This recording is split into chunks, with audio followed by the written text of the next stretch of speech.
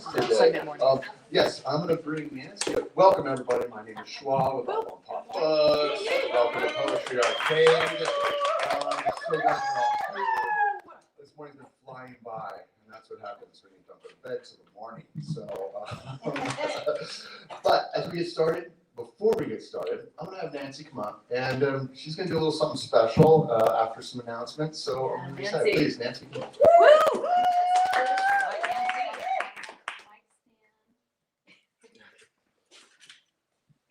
Hey everybody, welcome back to those who were here yesterday, and welcome to those who are showing up for the first time today.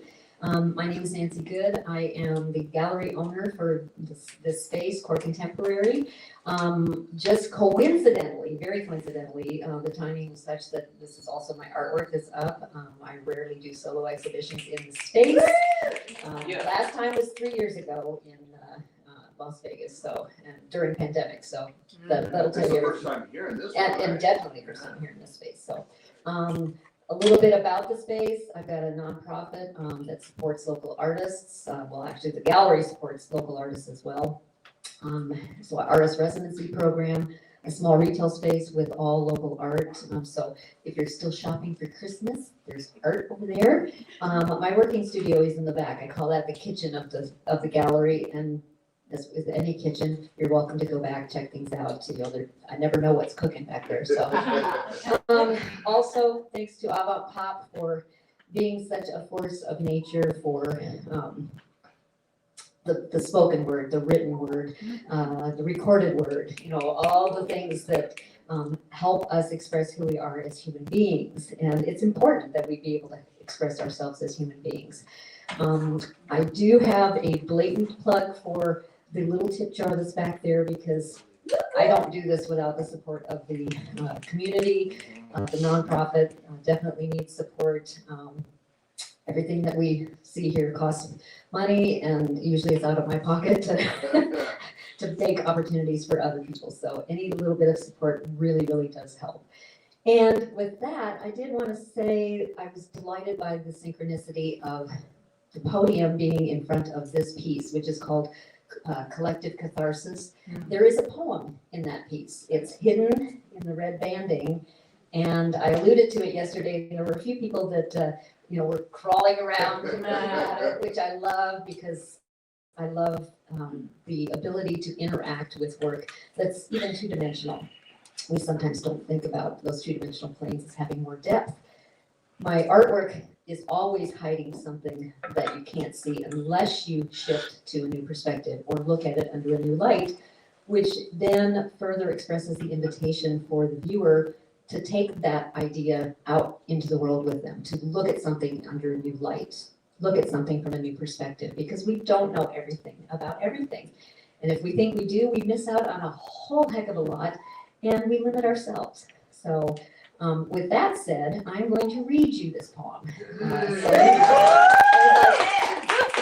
will be the first time it's actually recorded in public. So I love it. Give us the laughing breath of healed wholeness through delighted dance and guiltless play. And let us share the sweet pureness gifted through soul talk and vibrations, elations. I belong to you, to we, to us, to me, together, joining in compassion's catharsis and collective cleansing, shared, found in freedom and release. Thank you,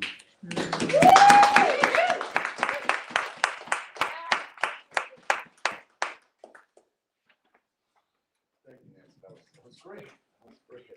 We got to hear that. And poetry is emotional. Yesterday was definitely emotional for all of us. It was beautiful and exciting and heartfelt.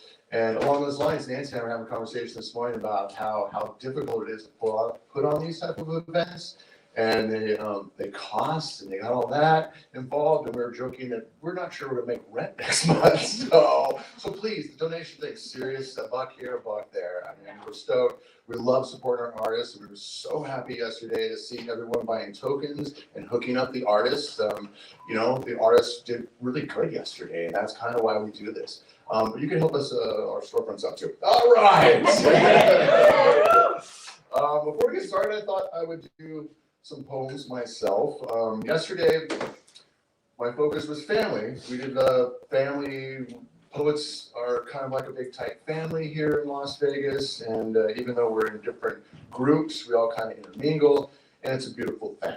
So today, I thought I'd switch it up, and I'd do a little love, and I'd do a little dark, because, you know, that's kind of how I live. So before we bring up our first real poet, I'm going to give you one from my collection, and this one's called Decompress. Stress takes half my breath, squeezing my chest, a restless, direst survival contest.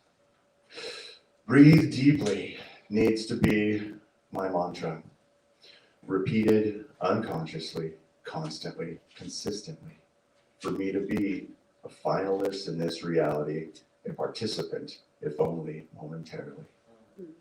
Breathe deeply, calmly, escorting stress away to the back door discreetly. Breathe deeply. For the better I breathe, the longer the game I can play successfully. Breathe deeply, repeat unconsciously, constantly, consistently. And of course, as I was getting ready, I put the wrong poem on top, so that was not my love poem. So I'm just messing with you now. All right, please. I'm really excited right now because this poem I'm about to bring up and really start this all off is it's been around a bit and done a lot of work in the scenes, and I think we're all pretty stoked to have him in our circles. Bruce Isaacson, can you come on?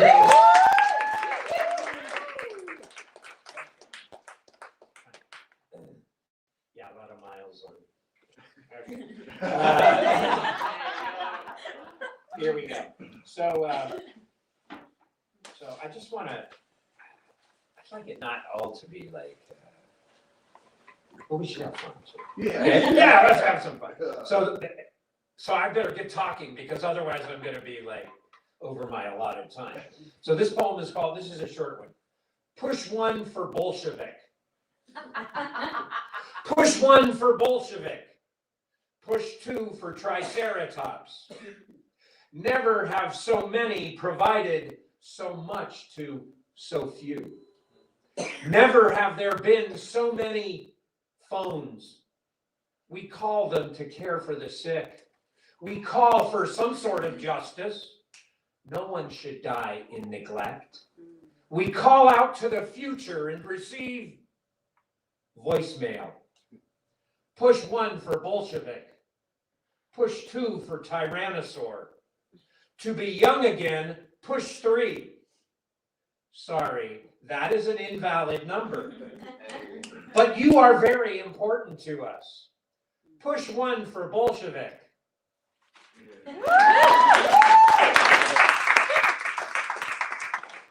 Thanks to, let's see, I have all the pages marked and I'm already confused and I'm already confused. I've only done one poem.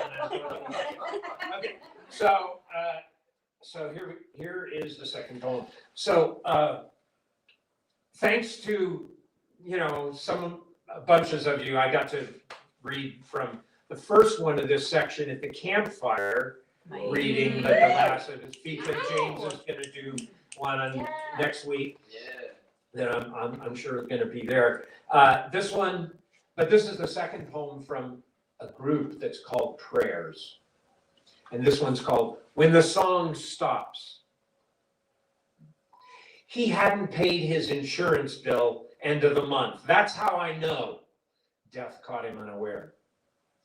He was particular about his bills and files. And when I went in the closet, there's an envelope with each month name written on the outside, and all the bills were inside, and I was inside too, covering for an unexpected flu.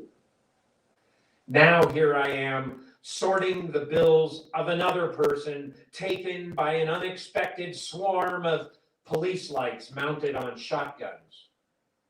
A fancy writer said, "The lights flashed through my front window like moonbeams ablaze off the shoulder of Orion." But what they really shouted was doggerel. Hands up, face down, on the ground. The police report called this knock and talk. Then they cuffed him and wouldn't let me talk to him and posted an officer at the door of his room for 3 hours till the warrant arrived. When his little sister slept, while his little sister slept upstairs and my wife sat typing looking placid as a potted plant like she always does when she worries, they tossed his room like a twister, then left me alone with a photo on the mantle. His smile of satisfaction at his 6th birthday party, and his bills. When a person with mental illness goes to jail, their life stops. People, all people, have surprisingly intricate interior lives, and to maintain the structure of delusion requires a religious level of devotion. In olden times, the monk muttered prayers in whatever form to himself. The nun married Jesus and spent a life of penance on her knees, whispering confessionals.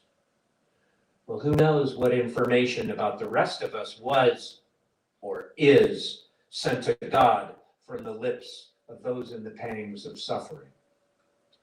Today, seems the world is devolving toward madness. But perhaps madness is only an answer to the prayers of the last ones doing it. In olden times, there was a certain silence. The world held its tongue, so even madness was clear. Now, machines to break pavement start by my house at 6 a.m. Now, the psychiatrist's waiting room has 4 televisions, each tuned to a different beast. Now, the preacher and the billionaire and your hometown football team each compete in cacophony for attention. So what constitutes prayer? It must be something more than hope for green bounty and a self-aware head full of sin. Is the junkie at the ATM reciting prayer? Is prayer a pop song in the hit parade of hearts? Is it a chain of decimals and exponents moving in the hidden hand of computer code? Who will say what is holy? If the world has gone mad, what's that say about the thoughts of madmen? Is my enemy's enemy automatically the friend of clear thinking? Where will we find clear thinking? Will there be a madman to answer, speaking clear, with wild eyes, certainty, and a story that changes like the eyes in a painting that follow you around the room? Will we ever again feel miracles move through our bodies like waves breaking at high tide, the smell of salt in the air? Lives today seem decided by symptoms, quantities, wins, by the weight of numbers in a ledger. But faces watch what happens too. What of mercy? The lives of people deserve better than to be tallied. Lives deserve better than to be tallied. With lives, rise and fall hope for the world. The broken and the castaways look on at the loss of believers in belief, at the dying, the departing, and those who love them. Thank you.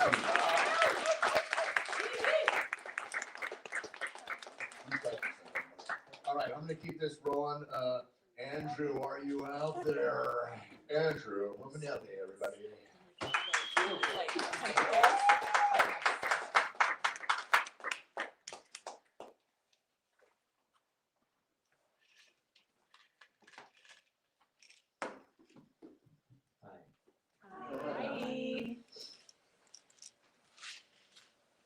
Flirting with you before 9:30 a.m. I'm doing this without consistent hot water and urging the guy in my bed to go to work. He'll tap back at my door asking for my number, but I'm already thinking of you. Hello. Today, if I could call out, I'd like to make bread. Instead, I can't believe this traffic or how the mundane is terribly incalculable. What are you doing later? Tonight? Tomorrow? I mean, the rest of your life? I'm asking.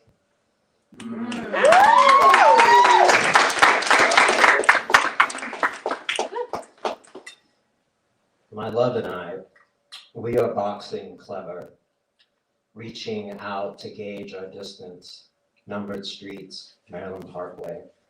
Our floating ribs incapable of tethering, the capital thunderlit truth, glass jarring, smack, spit in the bucket. Go on, speak, your line of contenders, a pow and the kisser. My love and I, we are boxing clever. I see stars over my head, or it's the stratosphere imploding. You cut my eye, put the rabbit into my punch. Against the ropes I result to low blows. Don't tell me the bell is near ringing. My love and I, we are boxing clever. I'd rather lose the count than stand above you alone. Heavy, weighted, this ham and egg fighter starves without your body blow. My love and I, we are lasting forever. I cock my form, proceed into the knockout. If I don't see you when I wake up, I guess it's 8, 9, 10, I'm out.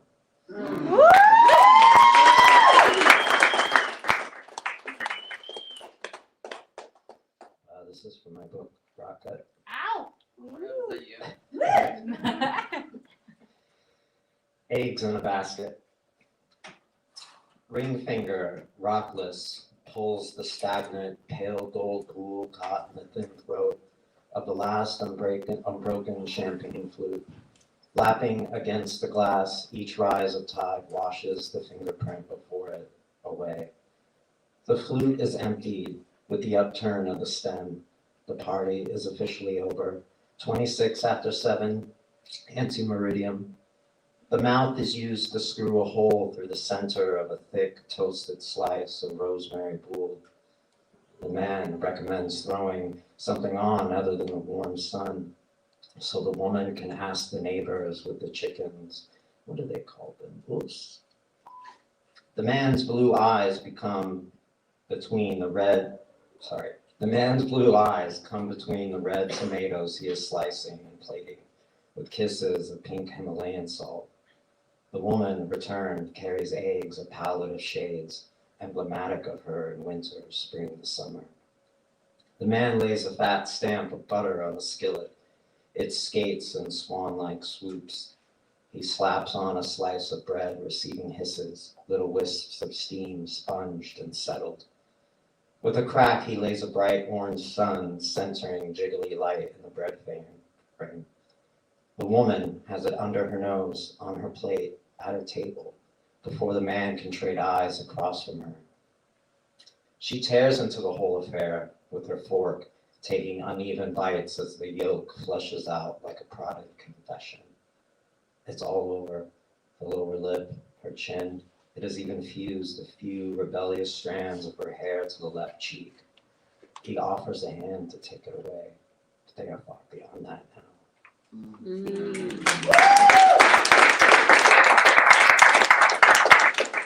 A couple quick ones for my supermarket poems chapter. Yeah. This was written in the Smiths over there. Grocery store I'm not 86 from. In line for the Eco ATM, a man dances while he waits to trade in phones for cash. He's got 3. The woman behind him asks, "What are you into later?" "It's Friday, girl. Tonight's gonna be lit." "Where at?" "Wherever, as soon as I get this money." The man at the end of the line, with wrapped shoes and a fucked face, sits on the floor and takes a phone out of its box. He just got it for free on the corner at the SafeLink wireless table. He thinks he can get something for nothing.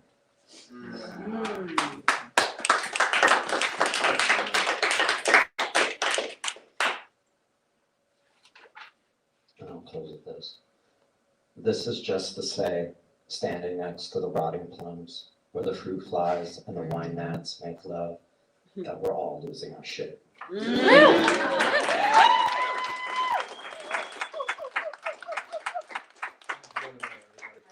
wonder Andrew's such a lover. Everybody wants him whispering sweet nothings in their ear in bed. Oh, stop. I was getting shivers over there. All right. We're going to keep this going because we're running a little late this morning, but I'm really excited right now because I'm going to get her last name right. Nemesis, well, I'm just going to start calling Nemesis when I introduce, but I told myself, I got to get it right one time. I get the nerves and then I can't believe it. But anyways, Pocasangre, come on up here, please.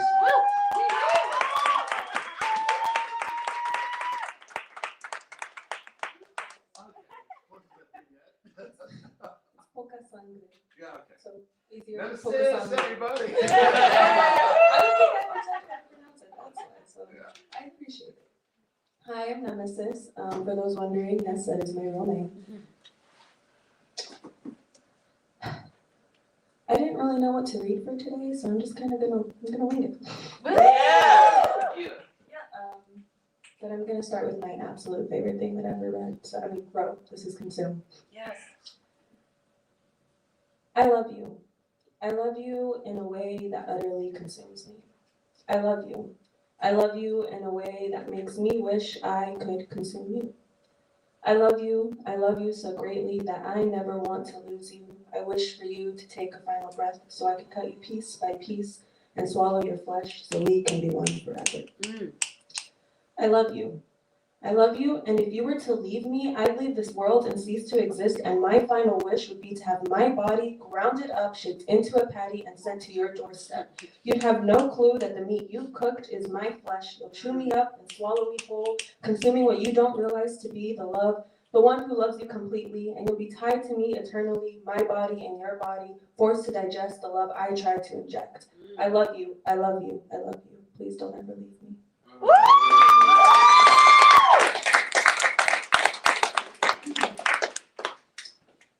This one's called Abduction.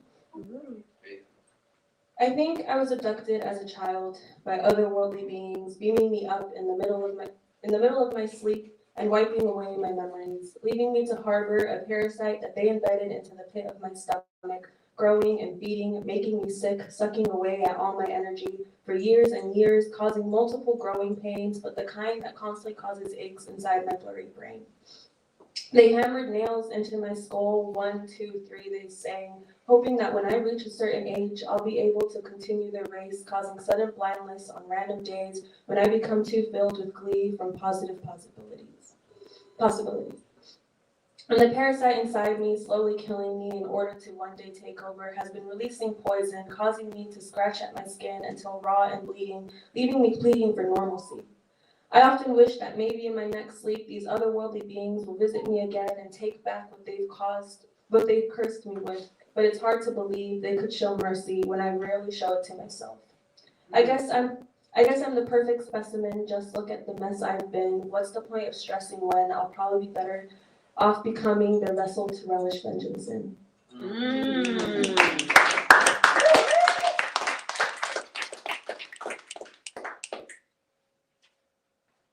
This one's called Her Lover.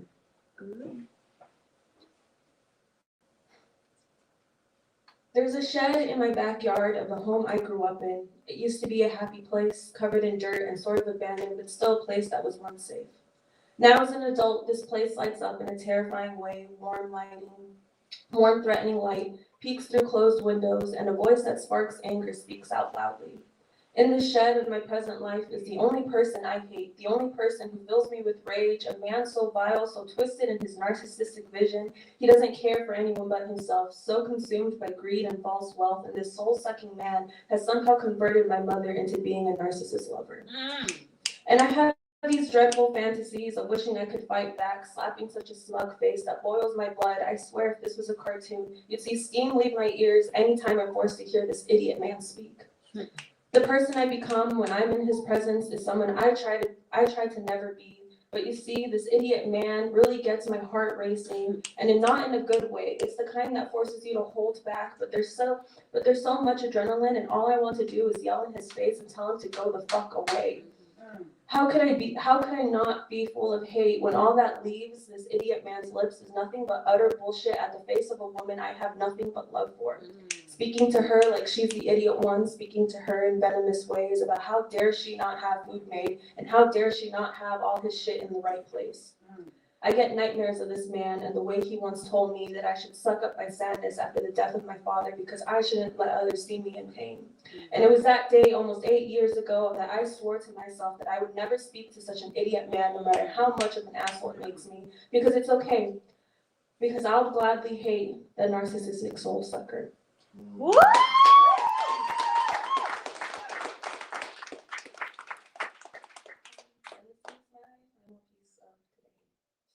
This is called Red Lady.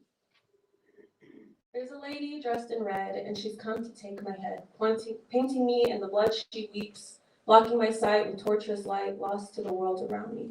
She makes me partially blind. She forces me to close my eyes and whisper softly in a way that causes chills up my spine. Don't be deceived that this world is worth it, she constantly repeats. They tell me to run from her. They tell me she's full of lies, but the lady dressed in red has a way of convincing me, and it's hard to escape it. She binds my arms, tapes my mouth shut, only allowing me to speak when it's what she believes. She's my insecurities masked as confidence. She's the migraines I often suffer. She's the lies I often tell myself to make others believe that they don't need to worry for me. There's a lady dressed in red, and she's staring right at me. I try to run from her, but she's always in front of me. I try to hide from her, but she always knows where I am. There's a lady dressed in red, and now I'm starting to see clearly. I've been staring at a mirror this whole time, and the lady dressed in red is my own reflection, and how often I seem to forget that I am worth it. I am the lady dressed in red, and so many people say that red is an attention-seeking color, and maybe they're right, but I think it's time to allow myself a spotlight when all I've ever done is run from myself and only ever accepted my anxieties. I am the lady dressed in red, and thank you for allowing me to speak the words I often leave hidden away in a place I used to wish no one would see.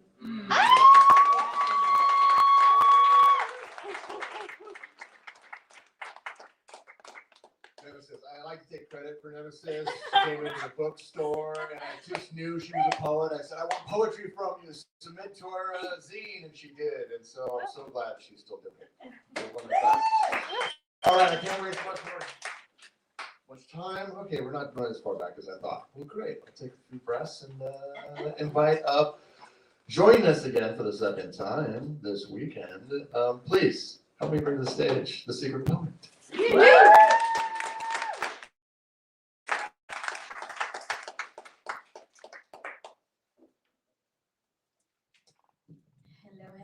So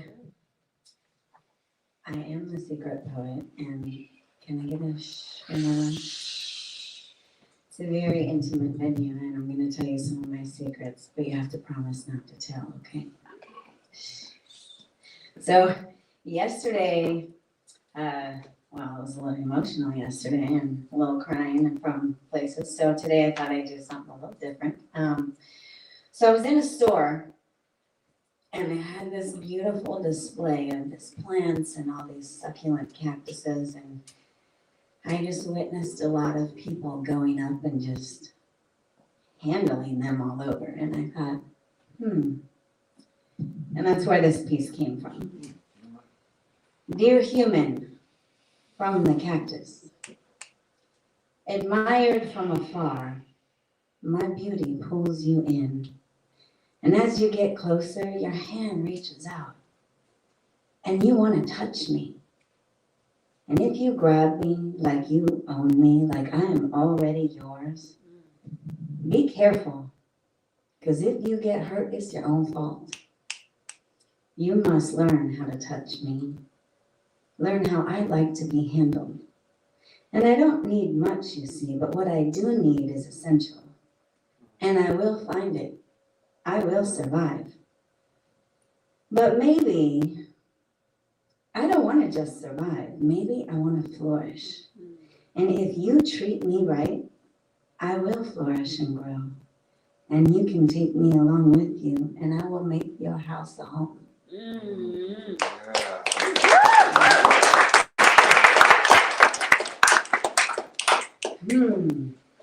So,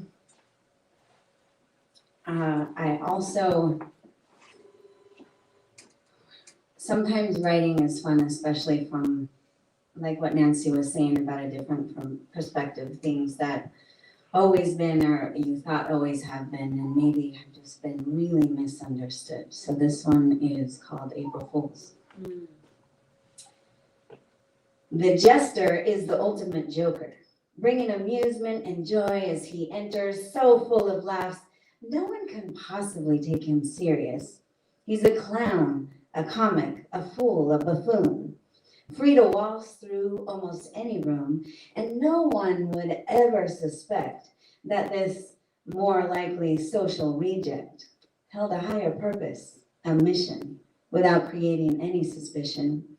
Sure to make everyone smile, poke fun at him, but meanwhile, hearing all the gossip and the tea, lingering with ears open while he juggles secrets he finds and then smuggles, capturing their audience with tall tales while keenly observing every detail, scarcely leaving a trail other than laughter, uncovering what are lies and what is true, and maybe, just maybe, the joke is on you. April Fools. All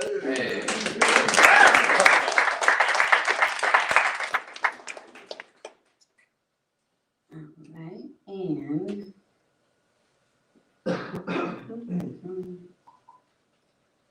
gotta search this piece. I know as you grow, as you search things from a new perspective, you start questioning, what is real? What is real? Lies, truth, or just perception? Measuring in only one dimension. Linear is only one reality. Or is it only one form of deception? Continuous, unbroken, and did endless ever really begin? Creation was always there regardless of origin. And to question everything, that is the original sin.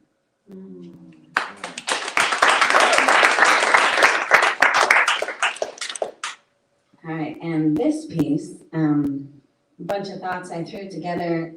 I have never before read it. In fact, I put it away for a little while, and this morning I was like, nope, I'm feeling it, and here it is. So, and it came from, we're our own worst critics, and you look at every part of your body and you're like, why is my foot like this? Why is my legs like this? Why am I not taller? Why am I, all of these things that we question. And then you come into a place of loving yourself, and why does it really even matter? So, this piece is titled, What Color is Your Mind? What color is your mind? I bet you don't know the color of mine. And who are you beyond your titles? All the beautiful things that could have been, if you can just get past my skin. Can you see past the body to the wonders and imagining of what's inside? I'm proud of this house of my soul, and I'm grateful for it. It's most likely the only one I will ever have in this lifetime. And there have been times when I judge it so harshly, and then the universe throws me a lifeline. This is not the full package. It's just the housing. What I truly am is not just this body I inhabit, but the bubble of fiery energy and light that is within my feelings, emotions, and thoughts. Spirit and soul is what makes me who I am. And this body is merely a piece of machinery and would have little use, if not for the personality that makes it work, for that is the fuel that it runs on. Profound emotions, intelligence thrives, brilliant discoveries, the unseen essence, and that is my true self. The realization that the divine you seek outside yourself lies within and glorifies the God that is you. We are the source of everything that is, emanating light, worth, and value. A river of love, emotions flowing, wisdom is emotional understanding gained from experiences. And forever in this moment, until we reach the age of enlightenment and we have forever to play in. So I will say it again. The divine you seek lies within. And what color is your mind? And do you know the color of mine? And does it all matter? Thank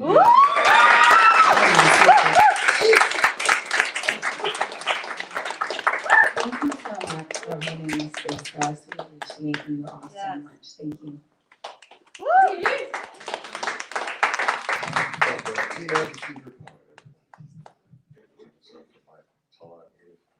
The next poet after me is a little tall too, so I can do that. All right, let me check my, oh, good. Well, I got a little time, so I promised a love poem. I figured maybe I'll do it now for you. Now, I know you probably can't tell by just looking at me, but I've had way too many concussions, and I'm dyslexic, and so brain damage is kind of how I write. So words have always flip-flopped on me, backwards, confusing, and I've just learned how to work with it, and it makes for some great poetry sometimes. So these are poems. This next one is a poem that I just flip words around using a lot of the same words to create something that I find lovable. So this one is titled "Just Get Over Here." Shimmy your decadent giggliness into my satisfying sanctuary.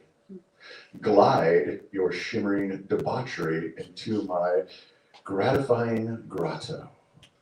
Dive your giddy sultriness into my dazzling daydream.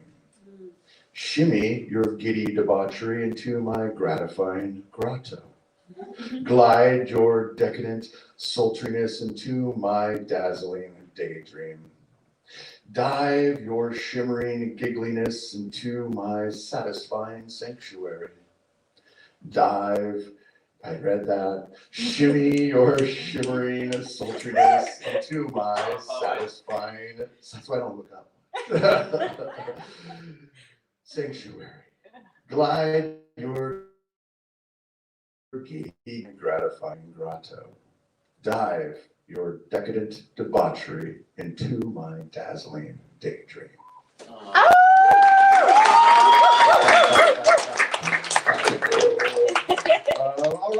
right, we're looking good. This next poem I'm excited about. I'm always nervous when I'm around this poet. For some reason, it's just like, I don't know. It's like when you're with somebody who's like a rock star, and you're like, famous, and he's like, I'm gonna get out of his way. Please help me welcome to the stage, James Norman.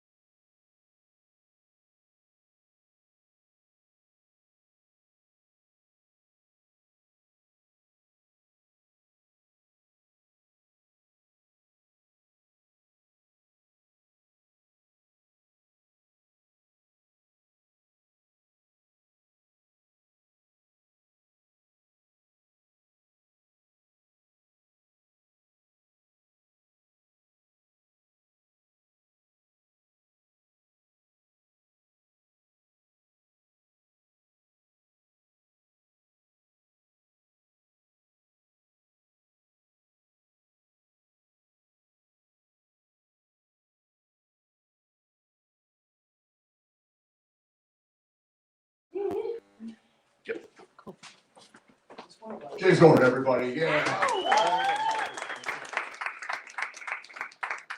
We have James' book at the bookstore, so please come pick it up because it's fantastic. It's a beautiful book of poetry.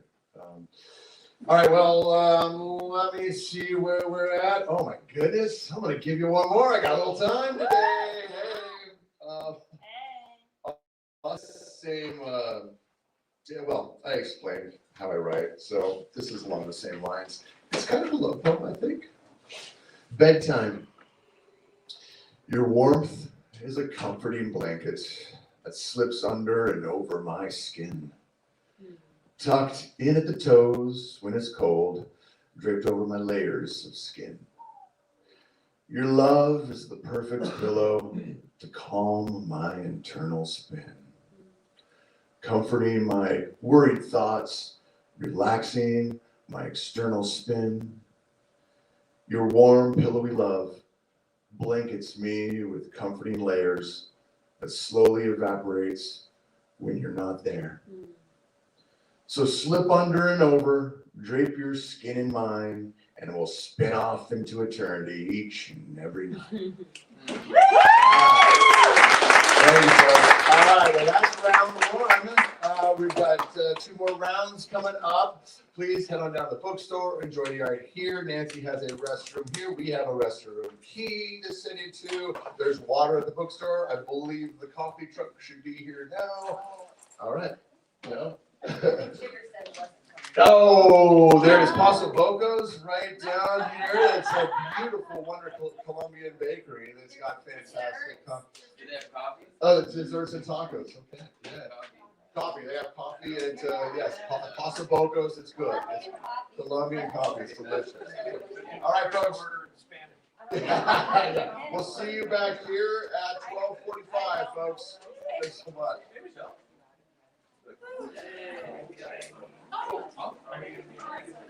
I'll go in. Yes, yeah.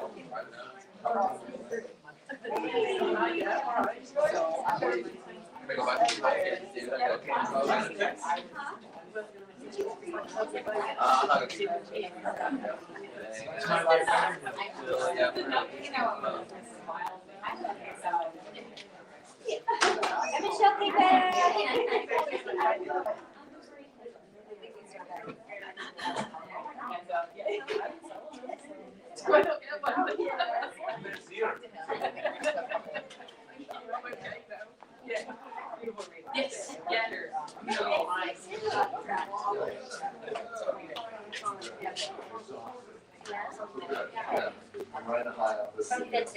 Yeah. I'm not even finished. Yeah. I just thought I better stop. The show's shut on Friday, so everything will be left. We're gonna go and get yes. Yes, I want to know what's in the future. Yeah. Yeah. How we do it. So you put artists and poets together. That's what I think we can do it.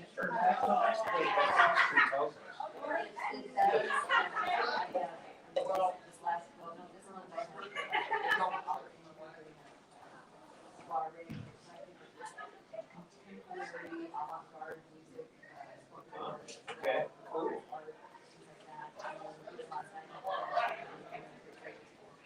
You know, mixing anything we are. Yeah. Yeah, sure. That's what we want. Yeah, so how do you have like a mailing list or something? I do, and in fact, that was one thing I forgot to mention. Well, I'd like to put my email address on there and then. Yeah, because I do it. Because I like to see what, I think of, I just read a book, I was reading a book by Blaise Cendrars, and he talks about how all the poets during, in Paris of the teens and 20s, each artist, the really famous artists now, they all had poets and they were partners and they did all this stuff and it was really, and then, I think of like Jay DeFeo and, and just the whole scene, things Well, have to it's go collaborative together. energy, and Yeah. to me, that's when we really shine. Yeah, well, that's when interesting things begin to happen. Yep. And new perspectives, and Oh, shoot. Oh, that, can you see it? That's the thing. See, I had to cross out. Yeah. I- Bruce.Isaacson at Cox.net. I got it. Okay. Yeah. Okay, Nancy. Thank Send you so out much. newsletter. I've got, Vegas City Opera will be in again next month. Oh. And then I'll be doing, but I do art workshops, other screenings, I've done book readings, so, keep Well, it. we run a small press too, you know, and stuff, so, and our small press has done a lot of books, done many, and so we always have, you know, whenever you get when you get a new show, sometimes it's good to bring new people in by doing a reading during, you know, as a, you know, just as a welcome to the Yeah. show and Yeah, stuff. this will be coming down, I've got a closing reception on this on the 29th. Oh, I see. Artists talk about. Well, I'll hear about that. There should right? be all It'll be on kinds your of. list. Again, love you. Nice to meet you. Thank you Good so to much. see you again. Yeah. Okay, you're gonna, So this not is just if you me. want to save your seat. Yeah, I have to go. My If daughter is you having want to this save your seat, party. you put your name It's a down. long story. It's the holidays too. Yeah, I know. Everything's crowded. I thought, so. Hey guys. Hey, Charlene. Hey. How are Did I you? miss you all? Well, you missed me. And Yes, Andrew. Here. Yeah. Aw. But Oh, there's I more forgot to coming. put my You know, name tag up there. Hey. Where are Well, I'm you? gonna go. I'm just gonna move, I'm gonna do right here. Moving these forward a little bit. So it's got nice Yeah. pressure on the- I just came. Oh, are they? I got some things to do, plan it out, restroom, It's then too books, then read, It's just, I really know. then read. Yeah, I understand. I'm gonna move this You're just forward just a smidge. Works for Yeah. me. Hey. Thank Is there you. some- Yeah. Hi, Emily. How you doing? Hey. Okay. For me. Oh, right. The closer I get, the more you realize. I never realized. Of course, I have shrunk, so there's that too. Not recently, though. No, not recently. In bits and pieces, probably. Oh. Okay, so I'm trying to get organized. Better be organized. Yeah. This is so annoying. There's never any place that it stays. You want to move. No, that's okay. I'll figure it out. Hey. Look at art. All right. That down. That down. I'm gonna look at the order. Somebody might be in it. Nice. If it takes too long, you can knock. Actually, you know what, I've got. No, I think I heard someone just. I'm so first. I do have a few. There's water here. Is there? Look. Good. Upside down. Okay, Stop sassy. I am, and that's a good thing. Same. Oh, thanks. Beautiful reading. Fine service. Also, the onesie, that would have been something to see, Mm. something to see. What about the lumberjack? Whose artwork is This is Nancy's artwork, Is whose? the owner of the gallery. Her stuff, I guess, is up, right? Yeah. Yep, that's Nice stuff. It's super cool, Nancy. Thanks. Yes. Yes, indeed. And this is only a handful of the, I've got 18 of these mural-sized pieces. Very nice.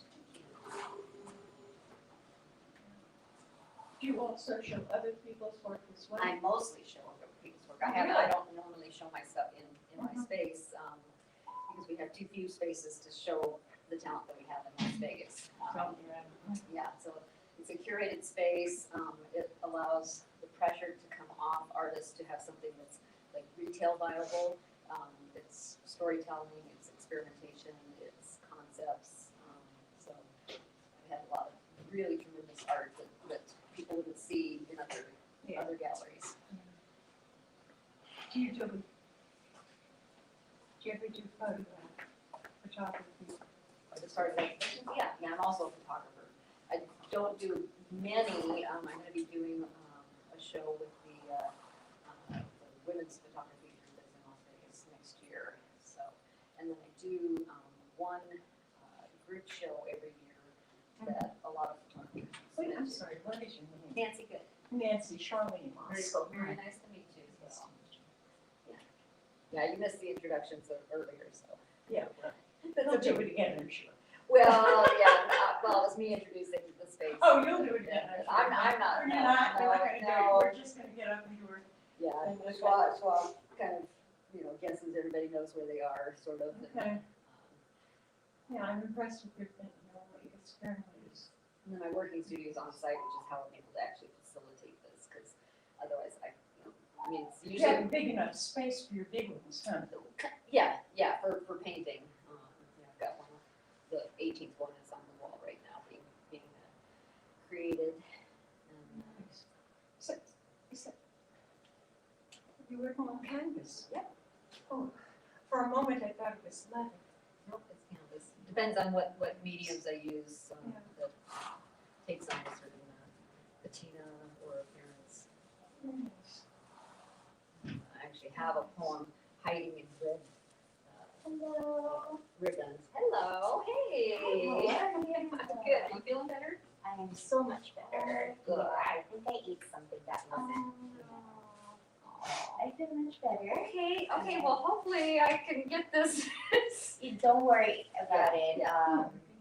The deadline I can push. Okay. We're actually looking. You saw. I'm looking for a place where we can. I mean, have space. Yeah, this you would know, be perfect. And, you know, it's like, yeah. yeah.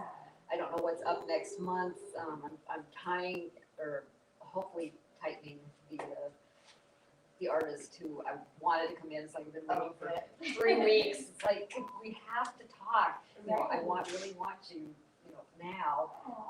So finally we're meeting Tuesday morning, or Tuesday, 1 o'clock. And it's like, finally.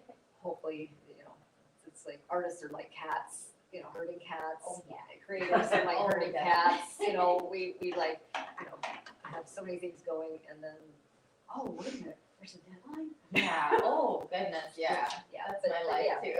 Yeah, so at least now I can do things on the Yes. couch, sitting Yeah. at home. Whenever and, you can. Okay. So I looked at your pattern and it looks like it has all 3 of the colors. Okay.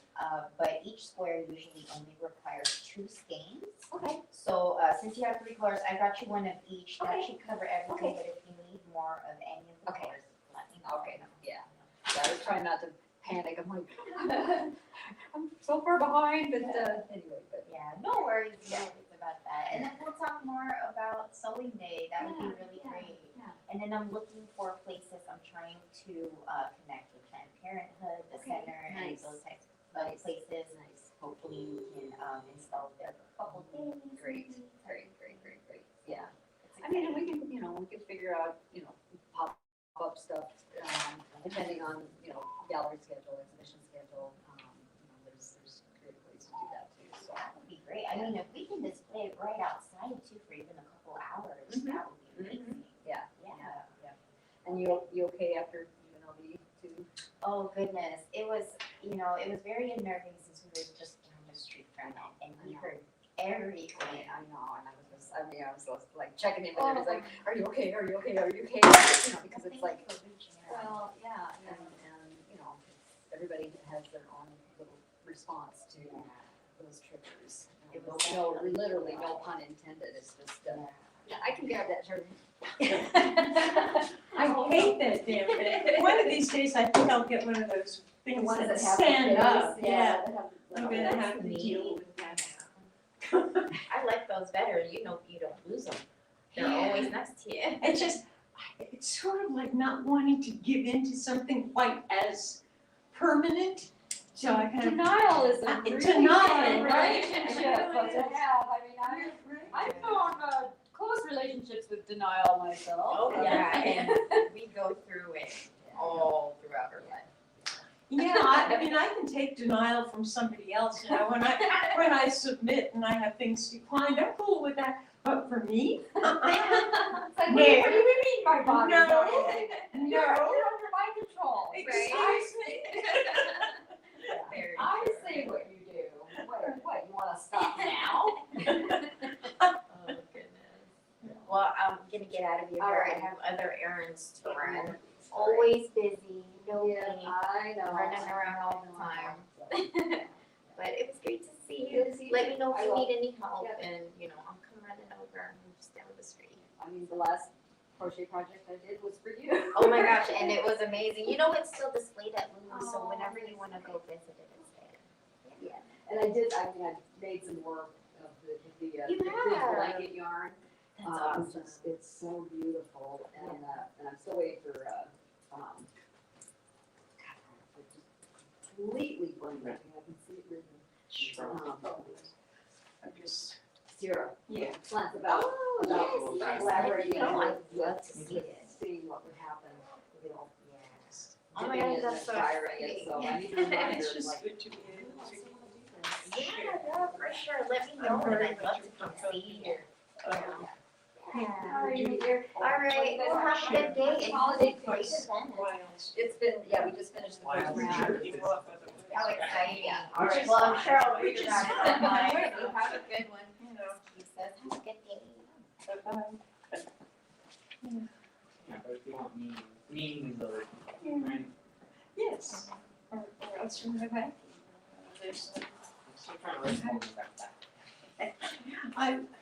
I didn't know what to pick, so I picked all the age forms. I figured that was appropriate. Pick some things that are easy for me to scream. Scream? Yeah, well, not, maybe I won't scream, but I'll be on. Well, there's a mic.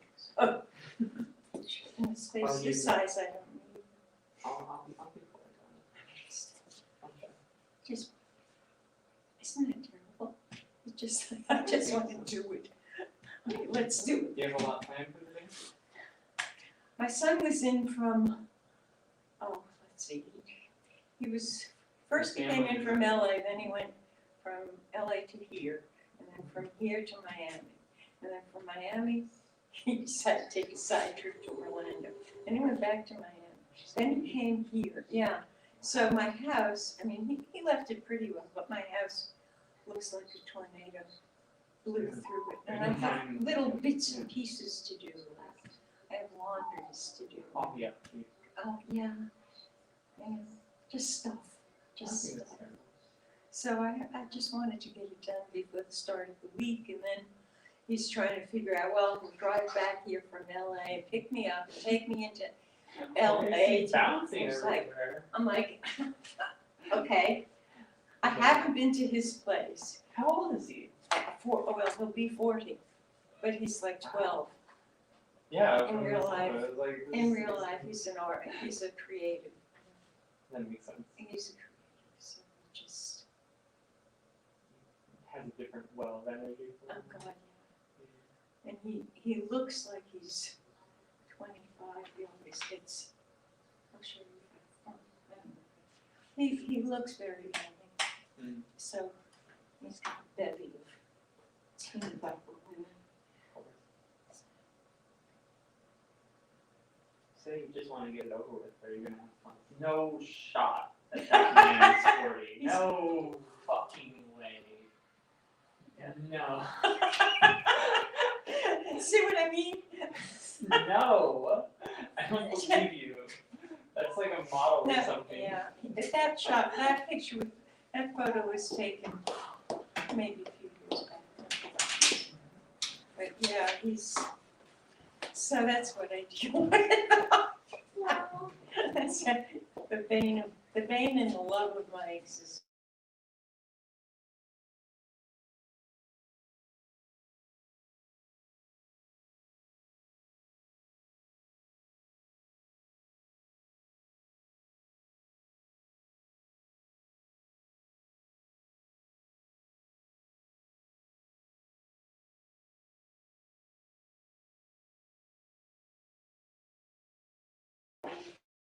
Words were found, Thank you. wrote them, I and decided to be written. That's all I can say. That's me being your appreciate that. I need that. Yeah, no, it's important. I think it's important. So, I'll be better. it's just a matter of believing in your words, you know, because I've always felt that when somebody rushes their words, it's that they don't either believe in them or they don't believe in themselves or what they have written because they don't really want people to hear them. So you have to, yeah, and so it's a matter of, for me, when I see them, it's a matter of just saying,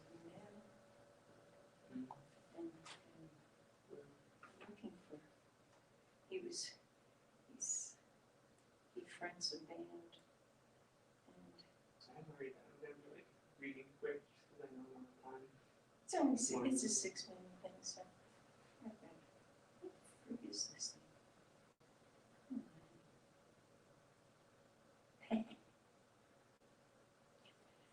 This is his band. That's him on the top. It's so funny. It's so, He's 40. yeah, I don't well, know. almost, not quite. Few months Okay. down the road. But it's Honor. like, it's just hysterical. It's like,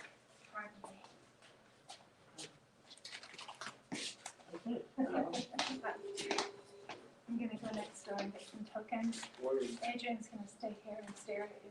Hey. You wanna meet Charlene? hey, Hey. oh, your little brother. Yeah. Little Adrian, the little brother person. That is a full name. There you go, come on. Okay. I don't know whether this one's the full one or not.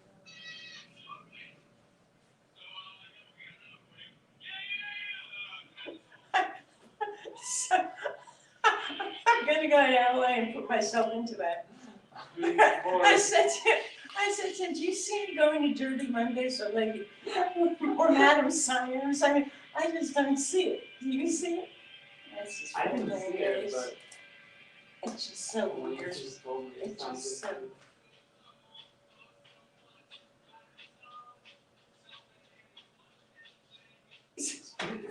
Yeah. It's just so funny. Hey, how are you, Emily? Good to see you. Excited to read with you this next block. It's gonna be rad. Yeah. Oh, is that him doing his thing? Heck yeah, he is. Are you gonna be in the crowd for it? I don't know, that's with earplugs. With earplugs, I hear ya. Yeah. Yeah. Well,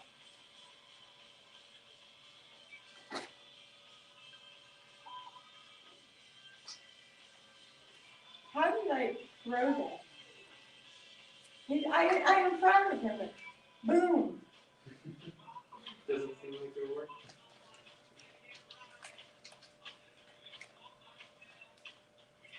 I get it. Yeah. I know. You just want to hear other people say it. Yeah. Right?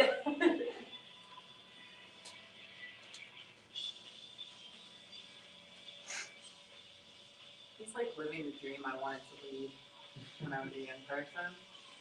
He's not young. I know. That's why I wish somebody had told me that when I was like a kid. Like, just keep going. Just So keep going. pretty soon you'll be Yeah, playing so Biker much Room in time. LA. Like, you'll be in your 40s, but it's cool. No one will care.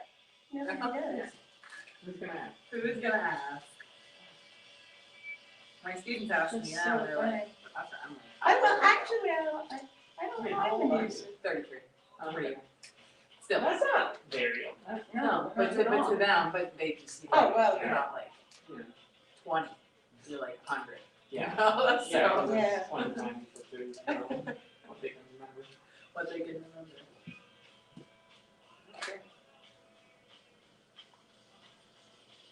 He's funny, because, I mean, his music is dark, right? His Right. work is dark. Right.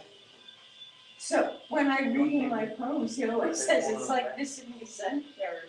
And I say, oh, excuse me. Yeah. I know. It's great. Runs in the family. Absolutely. Keeping it light. That's always what I say when I go up and read. And now my students too, like you can always tell my mentees at that state because they're always writing about like blood and death. And, like, I had this one girl who wrote about eating her boyfriend's heart, like physically eating. Ooh. And I was like, yes. Yes. Yeah. You know? Thank Like, you. those are my babes right there. That's the kind of lawyer we need. So there's never any question like, oh, is this your student? You know, I wonder, is this yours? Not like he's thought. Mm-hmm. Oh, that was fun. Okay. Oh, wait.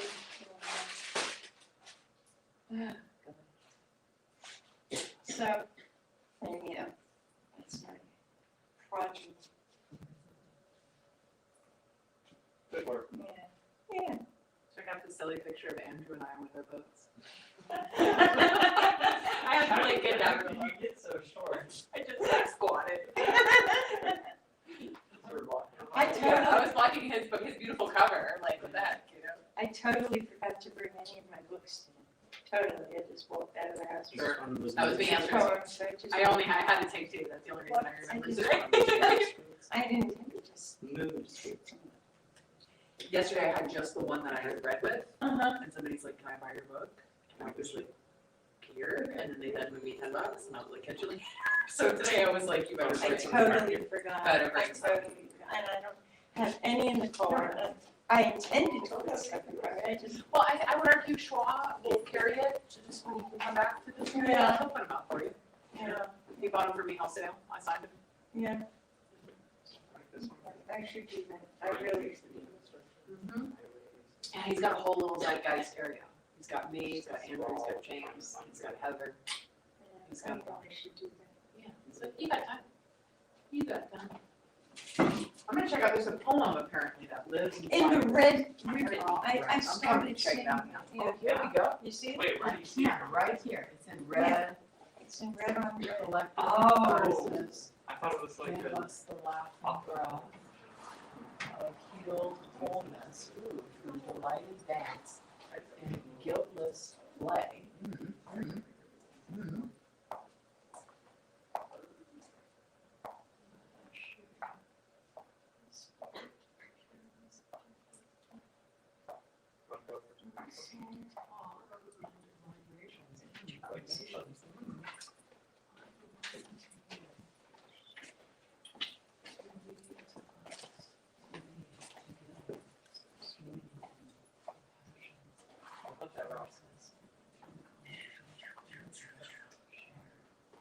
That's great. There's a poem that lives there. Loved it. And it's great because you do kind of have to get all like this. Check it out. It's like a little dance. I like it.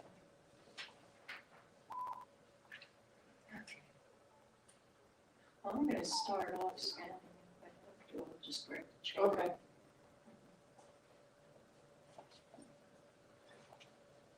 I never know whether or not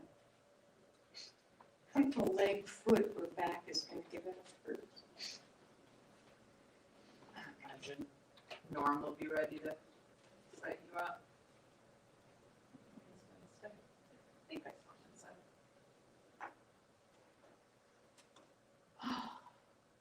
I didn't go walking outside, what's going on out there? So there is a taco, maybe food truck, but they're just set up on a table out there by the bookstore. So there's tacos, there's some books out there for sale. Inside the bookstore is very busy, so I could only take a little bit of time in That's there. very cool. But it's very busy in there, so there's folks buying books. My student Liz Galvez is writing poems on a typewriter Oh, neat. using for. Oh, very Someone is cool. doing tarot readings as well, Wow. if you want a tarot reading. And then, in addition to just buying the books and the merch, there's a podcast room Mhm. that maybe after your reading, someone will give you tokens to Mhm. record some of your poems in the Is podcast. this room pretty well, people come in and actually listen to the poems? This was not busy fully until the second round, so we should have, I would argue, a full house in here. But in there, people are a little more spread out, and when you do the podcast, if you do it, it's only you and somebody else in the private area. So it's pretty good. Yeah, and yesterday, did it get full in here? Were you here? Oh, okay. Yeah, I was here yesterday very briefly. I read in the morning and I had to go. I just, weekend errands I had to run. So I was, the first round was kind of quiet, and then by the time I came for the second, it was like full. So I think that just noon is probably Yeah. more likely to function. straggle in, you know? Function. It's like turning over my own stuff. Also, I read your poem. It was beautiful. It was cool to hear your voice though too. Yeah, But then, yeah, I was like all kind of dancing around trying I to know, find it. I It was had beautiful. some photos from yesterday. People just getting really close Well, and kind and of we talking get down around. out below, Yeah. because it's on the bottom, so Yep, it's like, yep. okay, yes, it's doing what it's supposed to Mhm. do. That's New it. perspectives. Well, it reminds me, I don't remember the piece of art, anything really about it, other than there was something years and years ago that involved an American flag, and part of the American flag was on the floor, and you had to walk on the flag to come up and look at whatever was depicted there, and it was fantastic. I remember thinking about, like, of course that pissed a lot of people off, but that's what art does. Yeah. But it was worth it, of course. You earn it when you get close to the thing and check it out. And again, I've never seen it, but somebody told me secondhand, and that kind of reminded me of your work. And provocation, is an art form as well. Yeah, absolutely. And, spoken word does that, visual art can do that in very subtle ways. Music, Music, theater, film, dance. Exactly. Yeah. So, I forgot to announce, I'll see if Shwa will be announced to say, I have a newsletter, so if you want to sign up, because I've got all sorts of events that happen in here, so. Next month will be Vegas City Opera's second performance of the season, of what they call their salon eclectic, or soiree eclectic. And it's phenomenal. It's like this avant-garde, contemporary, contemporary interpretations of classical style stuff, but also the monologues from the last one they did at the beginning of the month was from the 60s or 50s, and it was really pointed commentary about using the subject matter of reindeer and Santa, but tackling sexual abuse. And that was like, whoa! And I love that we can have that kind of provocation. Yeah, it's so important. And but also then humor and puppetry and dance and incredible talent. And that's next month? So yeah, we've got another one, January 26th, maybe. So I guess it was November, right after Thanksgiving that we did it on. It's usually on a Sunday. Okay, cool. But no, 'cause I teach yoga at the LVAC, so I've always been in this neighborhood. I used to live in this neighborhood, but I don't anymore. Yeah. And I always like one excuse to come hang out down here. So it's great. Please do. Eat some food I mean, and and figure out. and for me, it's like this space. I mean, I'm in my 6th year of having this gallery. I moved down here a little over a year ago to this space, but it was upstairs. And it's the mission has always been non-negotiable, safe space for true artistic expression. No judgments, very little gatekeeping unless it's keeping harm at bay. Right. Harm or hate at bay. I mean, it's like that's just non-negotiable. My attention is safe space at all times. Yeah. But you can still be pointed and provoking. Yeah. And in safe space to say we need to call out the things that are not right. Right. It's our obligation. It is our It is our obligation as obligation. artists. It is yeah. our obligation. Especially when people say they're neutral on certain things, and it's like art is never neutral. No.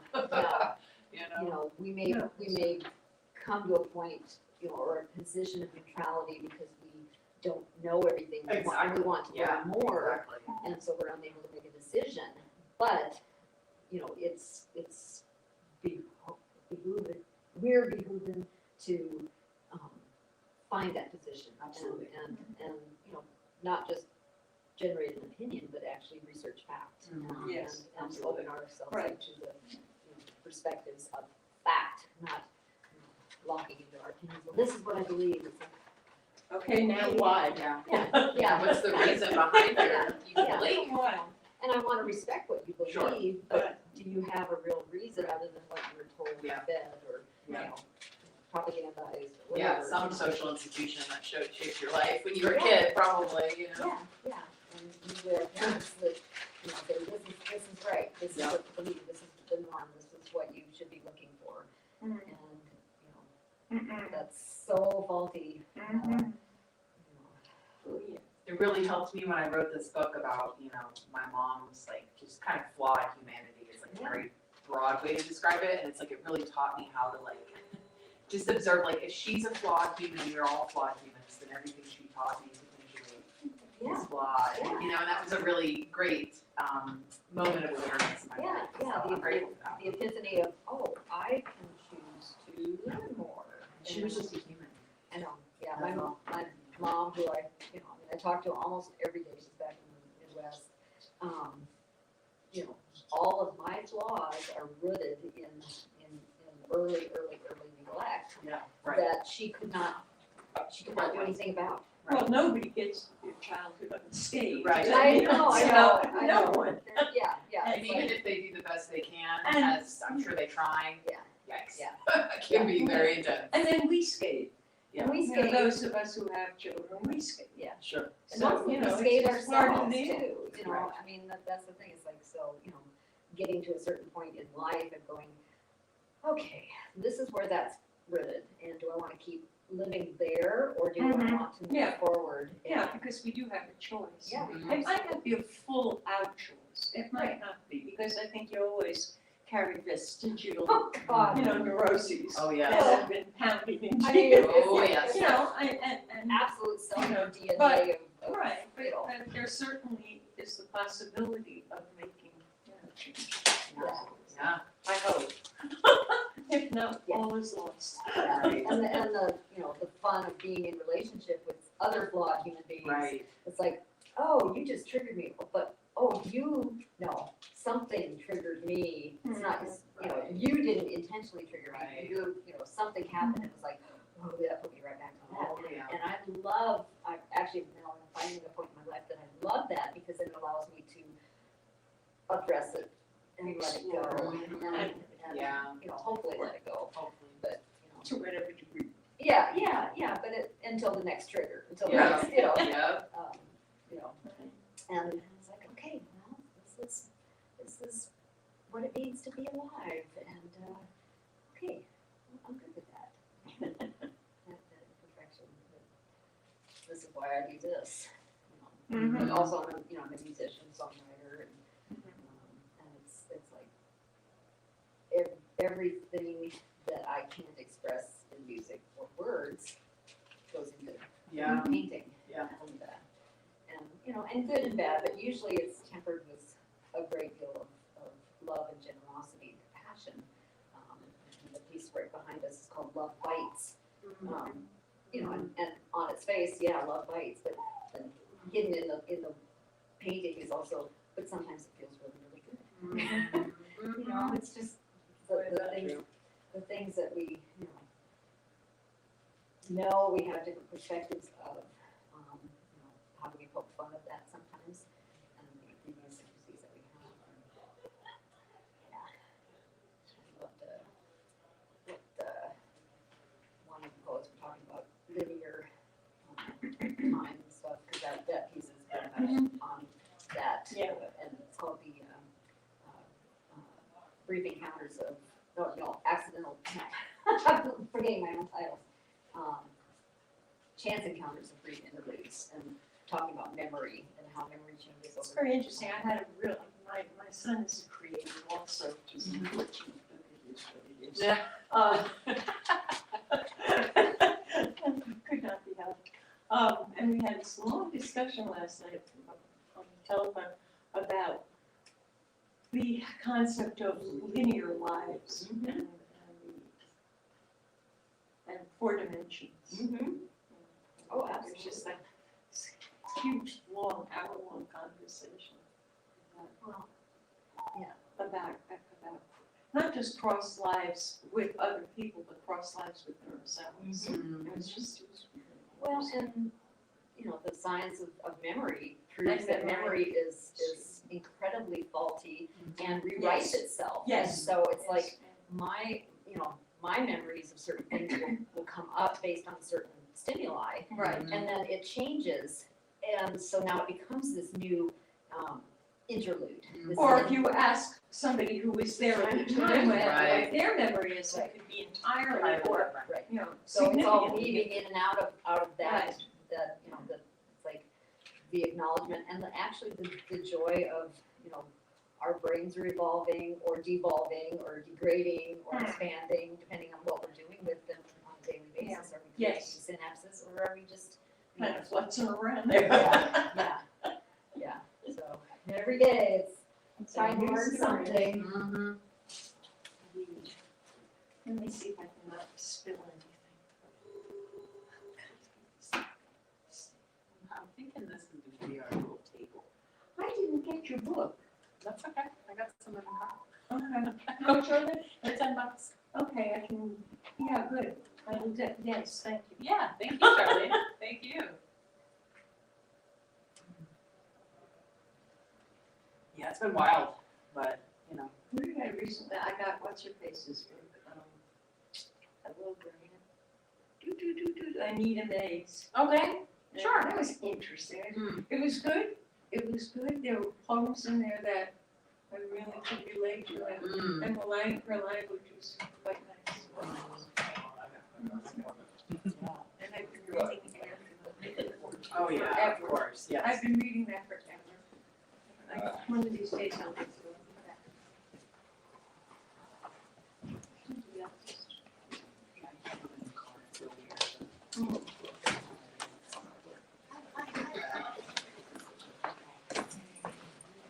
Hello, Shwa.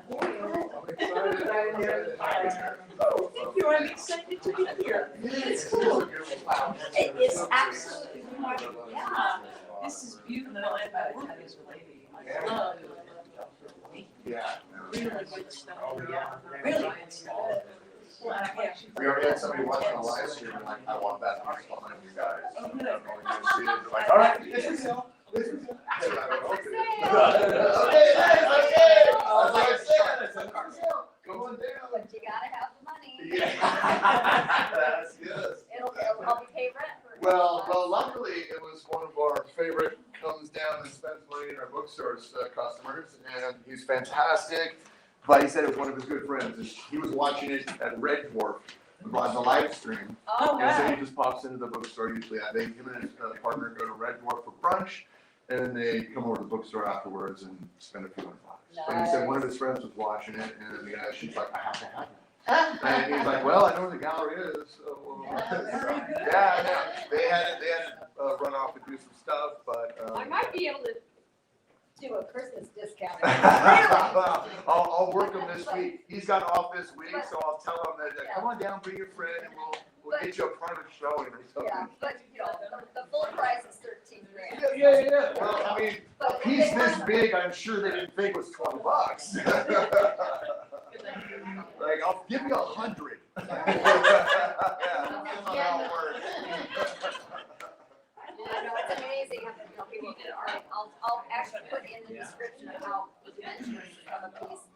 And they're like, oh yeah, well, I was wanting a piece like that for, you know, like $150.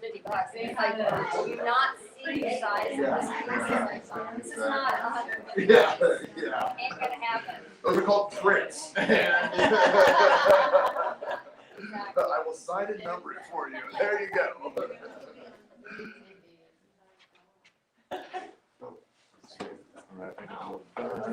Hey, Schwab. Yes. You can actually keep that with you. That's the J. All right. Hey, you keep over yourself in the podcast. Okay? I set it up, I pulled some stuff around.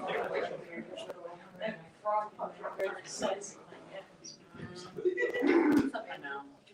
Great job. Amen. This one.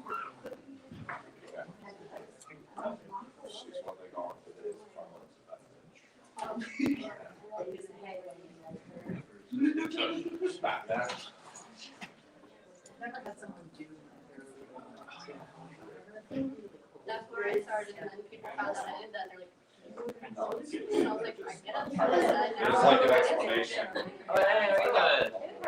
Glad you're here, dude. Yeah. It's been a second. Oh, no. Hey, what's up? Nice. Got that. Oh my God. Wonderful. It's my mom. You met my mom. Gee, I just put on a mustache. Tell me. Super good, yeah. It was wild. It was good. Yeah, it was pretty fun. Yeah, we closed out the night. We started at like 11. I wanted to, but I picked up my son, because he doesn't. Oh, word, yeah. So, I picked him up from here, he just been flying.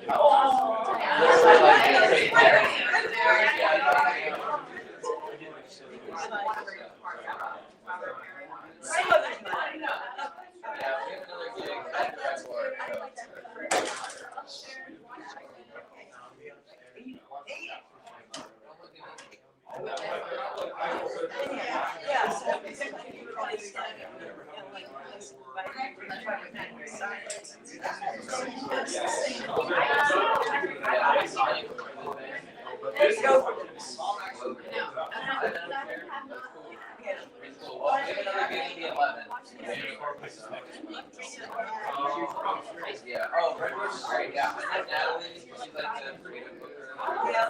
And they, like, I'm on pop, so I actually get my book release at Fat Cat. The jazz bar downtown. So Fat Cat, I'll hang out, I love it, like, I really do, like, it's so fun. yeah. I just,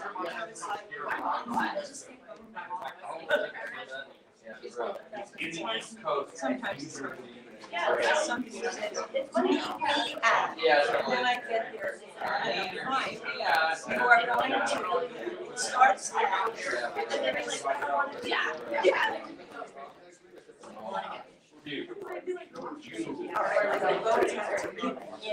One of those There you go. Thank you. Yeah, well, that's how we gotta do it, right? Heard that, but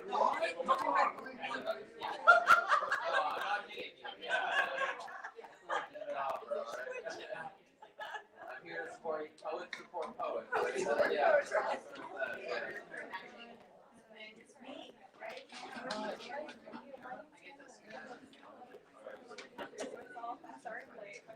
it's okay, we have our own break. So here. We'll send you guys down to the bookstore after this. Welcome, I'm excited to hear you. I took your advice, I put a whole box in the back of my car. Yeah. That's what I intended to do. I just walked out. So I'm gonna stop by at some point, maybe even later today, but like how many, like 5, 7? No, we do 2, and then we call you back. So we don't do that fast. Weekends like this, that's what I got to bring things down, because we're selling people at the end of the day. So that helps, but if the artist is around, they don't take it back. So we can do so many things. We can't make rent this month, so let's just do it.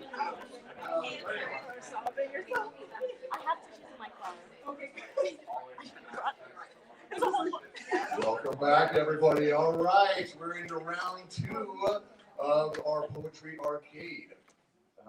Sorry, that was my roller derby voice. That happens from time to time. Ladies and gentlemen, welcome to the bout. Well, I'm going to, if you don't mind, close out my love poems. That'll then go into my depressing poems. Yeah, we love that. But this love poem is a little bit of a mix of depression Yeah. and happy love. Happy depression, I think I would call this. Yeah. My name is Shwa Laytart. Yeah, exactly. That's it. There's a name for it. I'm not the first, I guess. Welcome, everybody. Poetry Arcade. My name is Shwa Laytart. We're really excited to have everybody here. We're happy to be able to showcase some of the amazing talent. There's so much in Las Vegas, and we're just really happy that we can have a venue, thanks to Nancy and Core Contemporary, to host one of our favorite things, poetry. And you know, it's like saying you love anchovies. Like people are like, what? You love poetry? It's delicious. Trust me. If you do it right, it's fantastic. So, the last of my love poems is called A Healthy Love Poem number 2. So here we go. I love you on this sand dune of sparkling microplastics, with that hypnotic sound of wave upon wave of majestic radiation. It truly brings up your gloomy, psychotic, demoralized expression, intoxicated by the toxins chemically spilling into our immediate direction. You take my breath away like the air these days. It makes choking so much more pleasurable. With every last second that passes, we should be escaping the masses, but we're caught in a styrofoam bubble affecting the lower classes. So my love, it's you and me, living the virtual dream, trying desperately to be blissfully oblivious of our systemic drowning. That was a little bipolar for you. All right, now we move on to the real poets here. I am excited to bring up for the first time, we have two Emilys. So for the first Emily, and I'm gonna probably mess up your last name, Ajir. That sounds good to me too. All right, Emily, Ajir.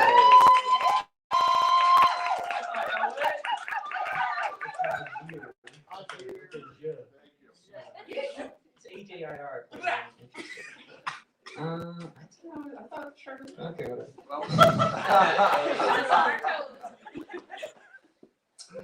You came to me for a job well done. I didn't need all my tools, just sweat and tight grips. It was an easy fix.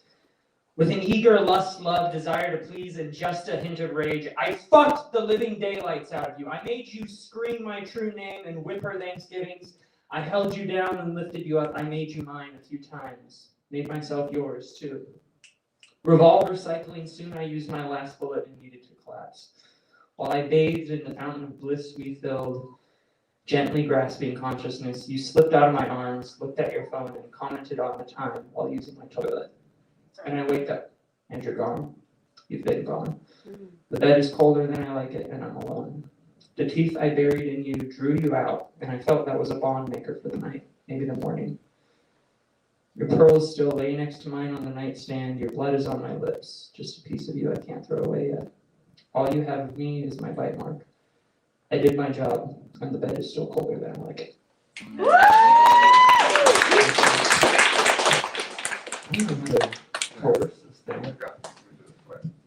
Thank you, baby. On my first, I have all my files out, but they're digital, so you don't see it. When I started writing this, I was pulling splinters out of my hand. That's the title. Why don't I ever wear gloves? Sun spilling onto my half-dirt lot. Dogs slipped under the fence for the last time. I lay hands on the 2x4 fence and feel the coarse, bent, rusted nails on the other side. I slide my hand in just the wrong way and feel the tree's post-mortem kiss. I wince more at my mistake than at the pain. Why don't I ever wear gloves? Why don't I do the easy things that keep me from hurting? It's practically self-harm at this point. I already know better. In my ever-churning ape brain, I know exactly what to do to dodge discomfort. It's an insane collection of neurons that begs me to embrace endorphins. Doesn't even matter which flavor, as long as I get that sweet, slippery reward chemical flowing through my waterways. No, not flow. That's not...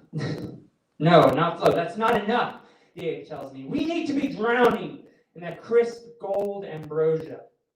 Turn on every faucet. We can get a real rhythm going. Follow the whiskey with a bump, follow the bump with a cig, follow the cig with a wank, and just keep moving. If we keep moving, then the shit won't catch up. The pain and fear can't catch us if we're slippery with blood and sweat and cum. Slam the pedal, slam that shot, slam that fucker's face. No, stab his smug smile off. And that'll show them all how fearless you are. Yes, an afraid person would never prematurely lash out at a perceived threat. Feel nothing. Just bask in the LED glow of the world's empty fucking. It doesn't even need to be real. We need to be safe. Please, keep the faucets on. The ape begs. But then, on the other hand, my reptile spine whispers, take the gloves off. Feel it. We can't pretend it's a blanket anymore. It'll kill us. Feel it. Feel every inch of the barbed wire we wrapped ourselves in. It's the only way to understand it. It's gonna hurt. That's what you're here for. To suffer and make good. Hold your soul to the grindstone of reality. Feel it. Keep the gloves off every day as long as you can bear it. We'll figure it out. But besides that, splinters suck, and I put my gloves on to finish fixing the fence. Safety first, right? My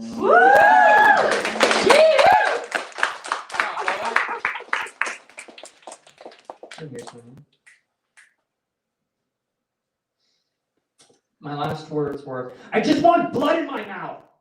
The storm of shit and blood ended, everything blacked out, and then became clear. Still wiping my own gore from my eyes, I caught a glimpse of something wrong. Like a knife in a pocket Bible or a tooth growing on a heart. Something that doesn't fit into the world that I've been bored of. Something so out of place that it demands attention. Like a bonfire in the city or a smile during surgery. I couldn't really tell you what it was, that thing that fluttered just into view before disappearing again. I'm hunting it because I can't explain it. Like a neon dot on the full moon's face or a stolen ring missing a single gem. I'm terrified it might be curious about me. What if it hurts me, or worse, I hurt it? What if it digs into my yard and finds a landmine I forgot about? What if my curiosity is enough to scare it away forever? It's like a dream where a stranger starts to tell you everything you need to know, disappearing before the sentence ends. But I can't let fear hold me back. I'm on the case, I'm tracking it down, I'm taking notes, interrogating witnesses, scratching my name into bullets, building up mana, reading tarot, and begging everything to guide me closer to it, because maybe, just maybe, whatever it is, it's like me. Maybe it's familiar with what I'm made of. Maybe it'll care about the strange parts of me. Maybe we could figure them out together and grind it all into a useful pace for our wounds. I was and am curious about you. And with every clue added to my book, that curiosity has grown into uncontrollable care and appreciation. Little anomaly, I want to build a grand, unified theory with you. I want this case to be our masterpiece. And whatever that ends up looking like, and however we hurt, I love you. It could be yours or mine. I just want blood in my mouth.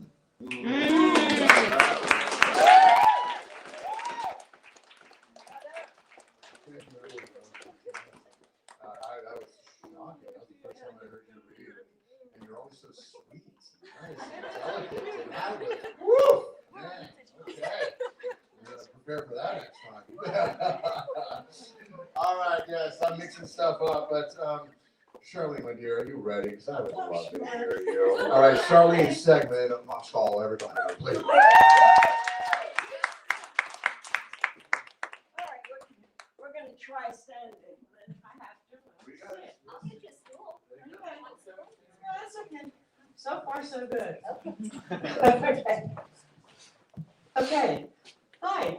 Hi. I'm gonna do old people phones. Shit, really?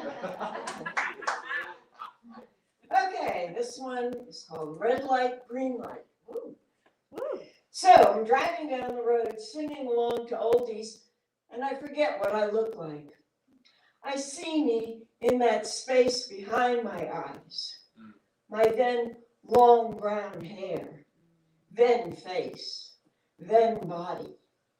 And I don't want to think it isn't true, so I don't pull the mirror down to look. I know what I'll see. A stranger behind the wheel, someone old and scary looking, someone I never imagined, a crone, a hag, a person with a face I don't recognize, but she has taken my voice into her. It's my voice from then, strong, strident, belting chest voice, as if I could still sing with my backup band, move like the girl in the photo, the one in the string bikini who looks like coffee ice cream melted into the shape of a woman, tan, blonde, lean and lovely. And I'm still singing when a young guy at the light looks, laughs, gives me a thumbs up, and I give him my come on look. That subtle, slow smile. Because I forgot that this is now. I am embarrassed. Stop singing. Pull away fast. When both the light and I change colors. You're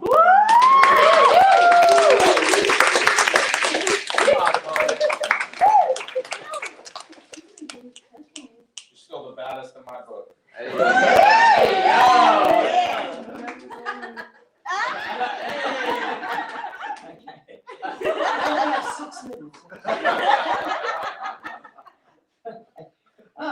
Getting a little deeper north. I let the blanket fall. Time has not passed me over. My skin is bereft. Thorns grow, and I take solace in neutral things.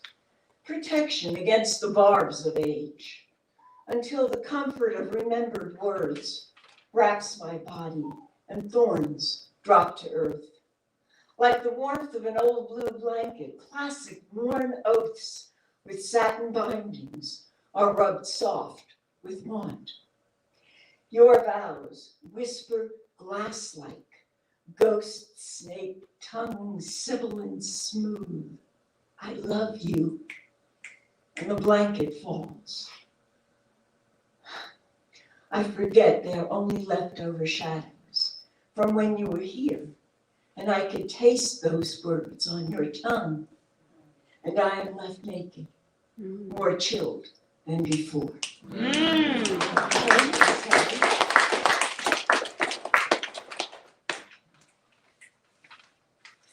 Quizzed. This one is in Running the Gamut, which is my first full book of poetry from Zeitgeist. And I forgot to bring my books with me. Blame it on me, it's okay. We'll find you. Quizzed. I am overcrowded in my past, then and a few minutes ago. They all want attention, need me to remember, quizzing me about that time when, or who was there, or how I felt about it one by one. A test to write a memoir of names and snippets of why I loved them, if only for a week, or a season, or just until morning. The ones in marble suits, the ones who have never left, offer remnants of time. Ask me about, did that really happen? Or what exactly was said? Who spoke first? Did they really mean I love you? Did you? There were the daytimes and the stupid twilight, the beach, the mountain pool, the bar down the street.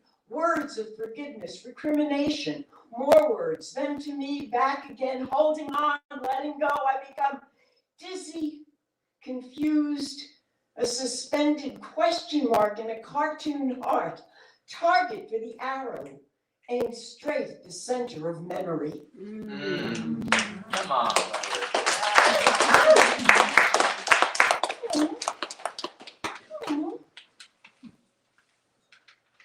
Black ice. Alone is akin to taking off your clothes in front of a stranger's camera, or before your first lover, naked, awkward, self-conscious, unnatural, nothing like the comfort of nude. Alone is when there is no one to say, good job, or boy, you're smart. It's having one side of the bed colder than the other. You stretch out, and your foot is surprised by the vacancy. Alone is the hole when a phone call is over. When there is no one there to ask you when there is no one there to ask to get you something from the kitchen or hold the ladder steady for you as you change the hummingbird feeder. Alone is rain on a winter night. At morning, a freeze obscures your options to go forward. An unseen slickness that once stepped on, you flounder, arms and legs akimbo, hands to your face to avoid looking at your fall. Alone is that black ice, that nakedness, the cold side of the bed, the ended call, all tricks to slip you up.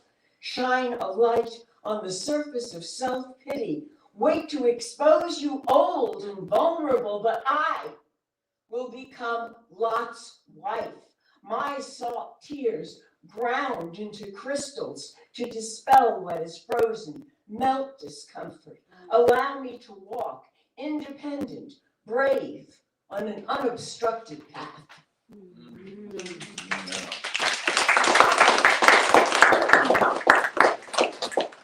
And the last one.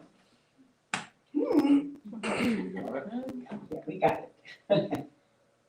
It's the encounter. What if today I met an Adonis, a man in the prime of his life, and he caught me looking. And at that moment, a flash of lightning, a thunderbolt from Zeus surrounds us, hair-raising, sizzling, and he, leonine head, with eyes Aegean blue, body of Greek perfection, walks towards me, like in a movie with Ravel's Bolero pulsing in the background. And I just stand there waiting. What would I say? Except picture me beautiful. See me with uncraped skin. See me so thin that my hips would leave bruises on yours. See me in your mind's eye. Stroke my face and picture it firm. My sex once again, lush, eager. Look into my eyes and see what used to be. Do not ask my name. Do not tell me yours. And for your own sake, whatever is next, we do not allow the intimacy of a kiss, lest you become as old as I, and spring never returns.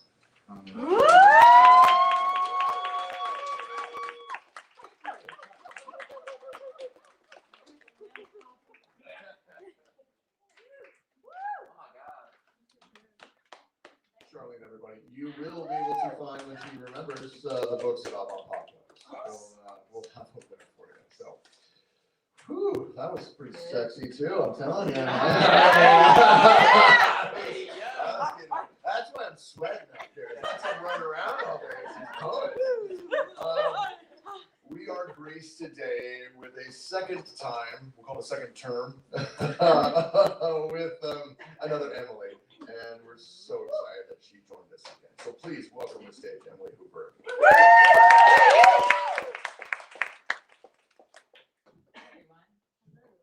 Do that? Is that good? No, bring it down. Bring it down? Thanks, Elizabeth. All right, cool. So, I don't have anything sexy. I said that. You're standing right there. Keeping it dark Just here came back from teaching yoga. this afternoon. Well, that could be sexy. Any your thoughts on such things? But I'm gonna read a couple of poems, and I'm gonna tell a little story, right? So when I was 28 years old, I grew up with a mom who was really out of control. And sometimes that was great. Most of the time it was not. To people on the outside, it looked great all the time. When I was 28, my mom was institutionalized and went through a lot of times in mental institutions, a lot of different diagnoses. So in my life, when things don't make sense, I like to write poems about those things. And thanks to Zeitgeist Press, thanks to Andrew, to James Norman, to Bruce, and for everybody who supported this book. It took 5 years to write. So I'm gonna read a couple poems from this book, and then I will read something else. And this first one is called Let's Be Like the Internet. Etsy keeps trying to sell me personalized gifts, like handmade rings fashioned from fake fingerprints and sentimental keychains with initials, yours or mine, attached to supposedly real seashells. But what they don't write on the subject line of their pale pink Mother's Day emails, your diagnosis, because that would be just too personal, too unlike whatever dream they are selling, reproducing as stale inbox spam. Meanwhile, you sleep in that place with low light, wearing someone else's clothes and fighting voices in your head, not yours or mine. I still wait to learn what label you'll get, if it will be true this time around. You feel fear, drowning in a familiar ocean. Don't cry. Please don't be afraid, for ultra-personalized necklace waits in my shopping cart for the moment you return. We'll unbox the charms that hang from a dainty gold chain, string it across your neck, and marvel at the lie.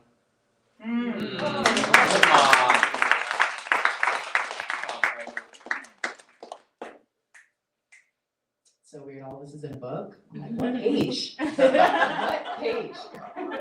All right. I'm not even gonna do much context. I'll just say that the title of this poem is called Risperidone, and risperidone is an antipsychotic. Risperidone. Body, flawed, vessel, groin, heart, tussle, my mother dies. Blue eyes sunken, yet gaze unbroken, my mother dies. Hand a closed fist, mind exposed wish, my mother dies. Disembodied voices stand in for bad choices, my mother dies. Dozen missed calls, padded rooms, white walls, my mother dies. Side effects wait, dry mouth shakes initiate, my mother dies. Mouth lies, feeling better, attention getter, my mother dies. Mixing meds, mind sticky cobwebs, my mother dies. Secrets hushed, psychotherapist crush, my mother dies. Doomed, often wears weight loss like a coffin, my mother dies. Guilt never subsides, voices always reply, my mother dies. Garden sundial, 6-month trial, again, my mother dies.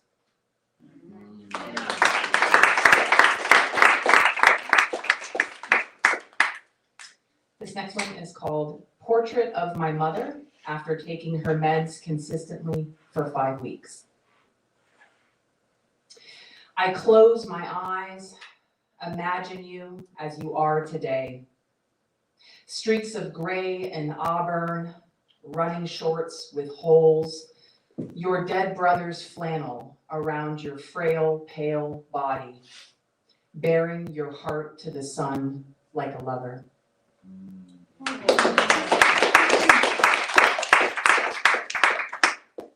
And this next one is for the neighborhood. Lived in this neighborhood for a long time. And like Andrew, this poem took place in the Smiths on Sahara, Maryland. Y'all should get that.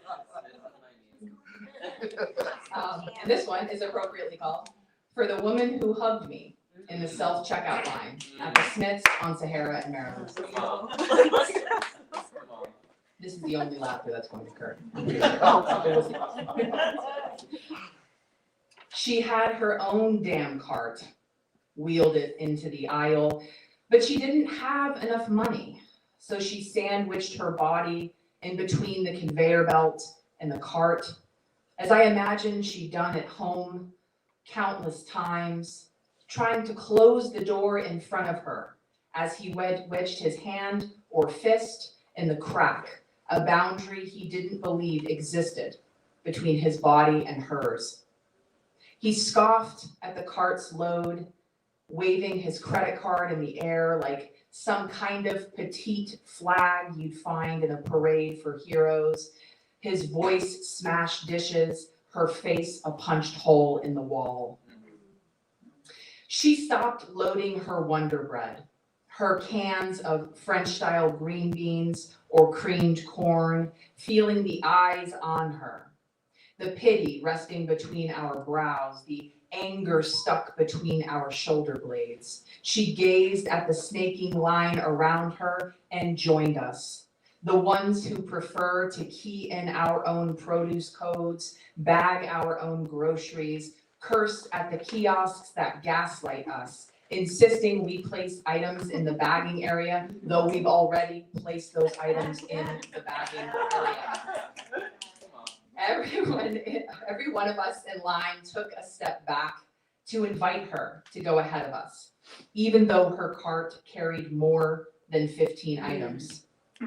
She and I ended up next to each other our kiosks chiming, her crow's feet, tear-stained eyes, crinkled dollars, collapsed chest, and shaking hands, an echo of me just months before.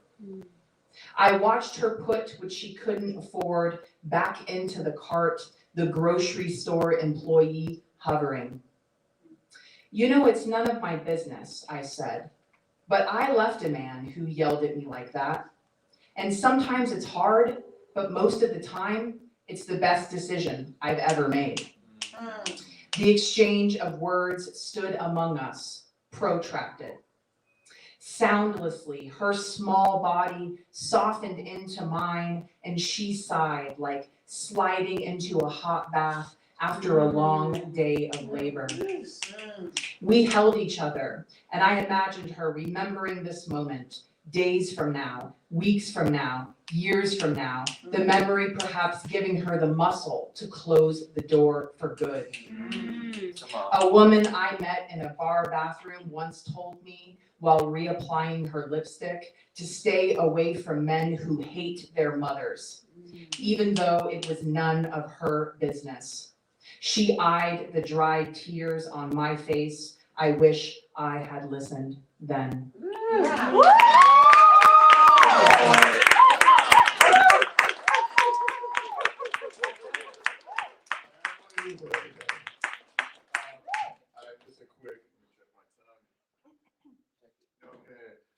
A quick little story about how I fell in love with Emily. I brought her into Doom's Poetry, and so I said, all right, I said, hey, all right, so the sets are 5 minutes. You got 5 minutes. And Emily, whiskey in hand, said, fuck that, I'm punk rock. I'll go as long as I want. I said, yeah, I'm punk rock too. I'll pull you off the list. And she said, okay, 5 minutes. I love this chick. You tells me they're punk rock, I'll do what I want. Whiskey in hand. I was like, all right, you won my heart. I'll just have to pull you. She did an amazing set, though. So, I think you did too. That's what made me support it. All right, thank you, Emily's. This next poet we're bringing up is new to me and to, I believe, possibly a lot of us. Hannah, I would love, let me bring to the stage, and please help me welcome Hannah Karina.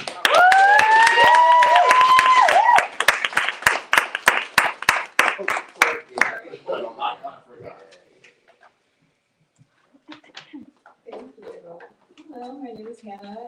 This is my first time reading in front of people. Woo! I'm nervous, so I apologize if I speak a little bit quickly and if I'm a bit jittery. And if you have any feedback for me after the show, I would love to hear it. Okay, so this is called Rusty Girl. Good time girl, patron saint of grief, are you still carving love out of bad hearts? Let me moonlight as your lover for another night, and I promise I will keep your indiscretion brief. The sweat from my nervous hands turned to necklaces to the color of your hair. Press the jewelry lines my bedside table, evidence you once laid here. Under the cover of night, you used to return to me. The lady waiting to my love, you renounce your duties. If you truly have nothing left of yourself to give, offer me your hand for one more dance. Had I spread enough confusion to put you back under my trance? Now I must say goodbye to my most loyal friend, although I wish I could leave one more thought with you. I've never written words more true than when I put my pen to paper and think about you.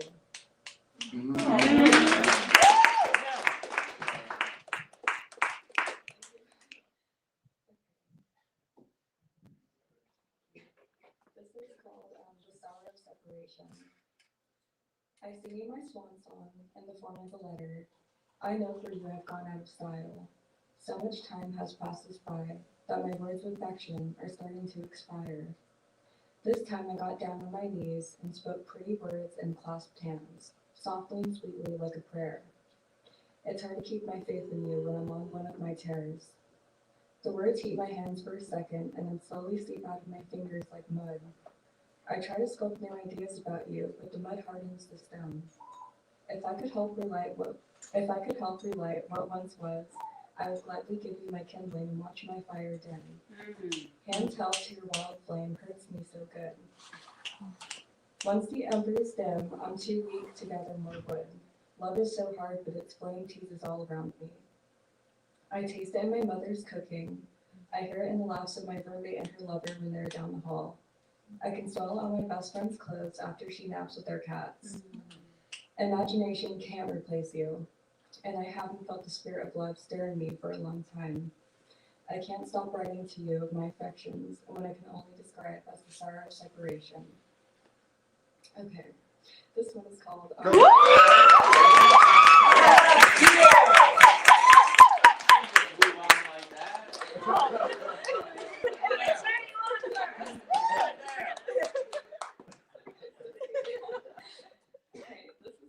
Objects of devotion. Love's connection, sterilized knives and trinkets, are little conduits of the human condition. I run my fingers over my dusty treasures, and I'm reminded of their special existence. A crumbling corsage brings me back to when my friends and I were girls together. The coffee-stained funeral pamphlet reminds me of what's to come. The post-it drawings my lover leaves for me are my favorite of them all. He adorns my desk with miniature drawings. They hold the most reverence in my heart. Like a lovesick bill sticker, I redistribute the little declarations of love onto my walls. Sometimes he'll leave drawings of raccoons or short stories. I'm never really sure what they all mean, but predictability is boring. One day, when I'm old and aching, I will go through my boxes and be reminded of when I was young.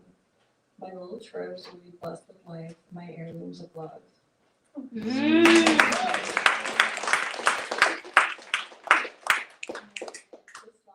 last one is called Lighthouse. Okay. Your love for me has become both the blessing of my life and the sweetest burden to bear. My love for you is spinning out of control like a weather vane atop a lighthouse. As we kiss, sometimes I close my eyes and I see a forest sky struck by lightning. When the lightning touches the horizon line, it looks like the crooked fingers of God. Promethean eyes that rest under your widow's peak illuminate my face. They remind me of my favorite chapter and pacify me with my favorite verse. Hannah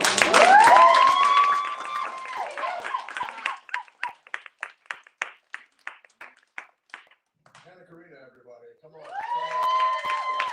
Yeah, Hannah, don't worry. This poets in Las Vegas love newbies, so keep telling everybody you're new. This is my first reading. I'm just gonna. All right. Well, I'm really excited about this last poet of this session. We've got another session coming up, but this last poet is just really good. In fact, we're going to be doing her poetry book next year. And we don't do a lot of poetry books at Avantpop, even though that's mostly what we've done. But we're really excited. This poet, give her lots of confidence and love because she needs it, but her work stands on its own. So please, somebody welcome to the stage, Gracie Garrett.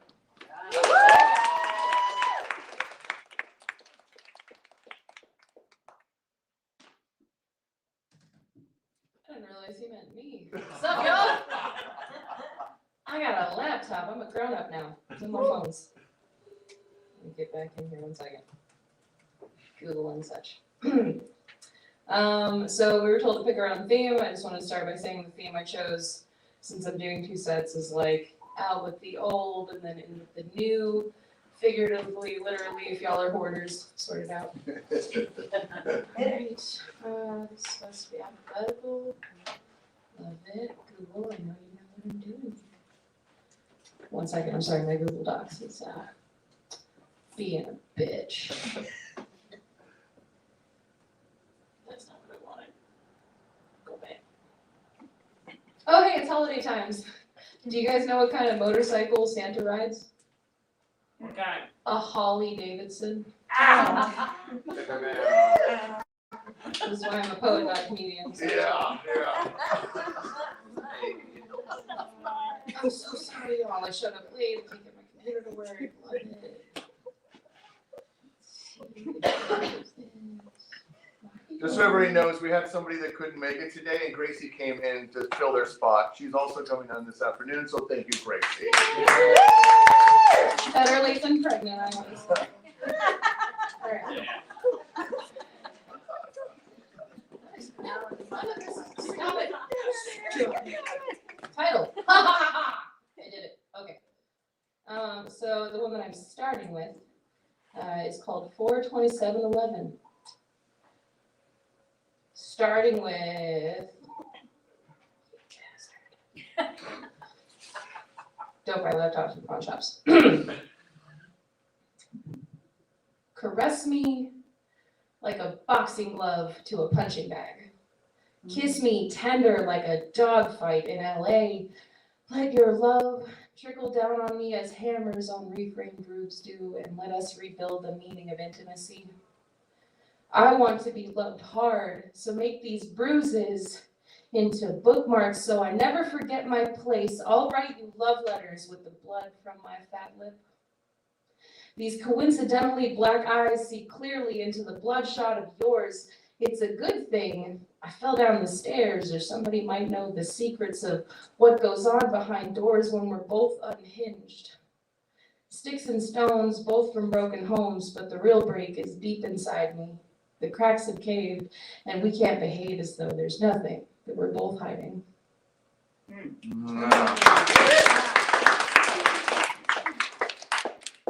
Would you stop doing that? Alphabetical. Sorry. This next one is called Go the Fuck to Sleep, one of my favorites. We'll get there. Come on, phone or laptop. Oh, you bastard. I'm sorry. I thought using a laptop would be easier.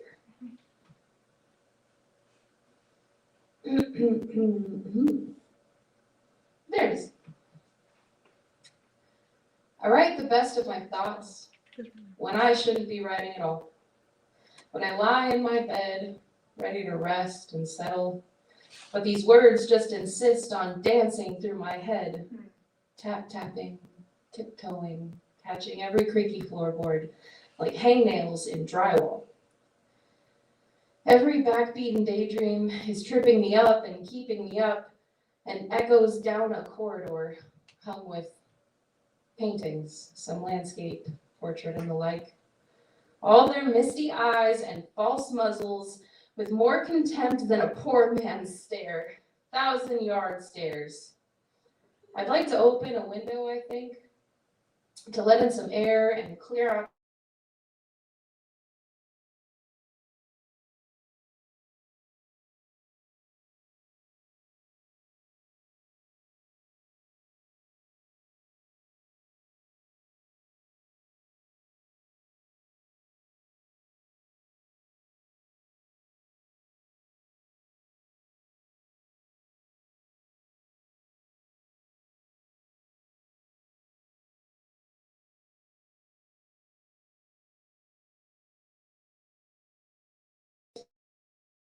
rest. Hollow and husk-like, let it at least give refuge to something where it knew none before. Forgotten in the foliage like it always wanted.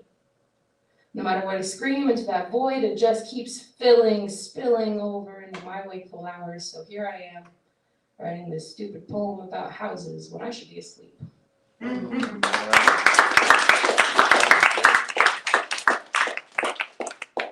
this last one I'll leave you with if I can get to the damn thing. It's called dimethyltryptamine. I've never read it in public, but we'll see how it goes. It's very, very, very, very old.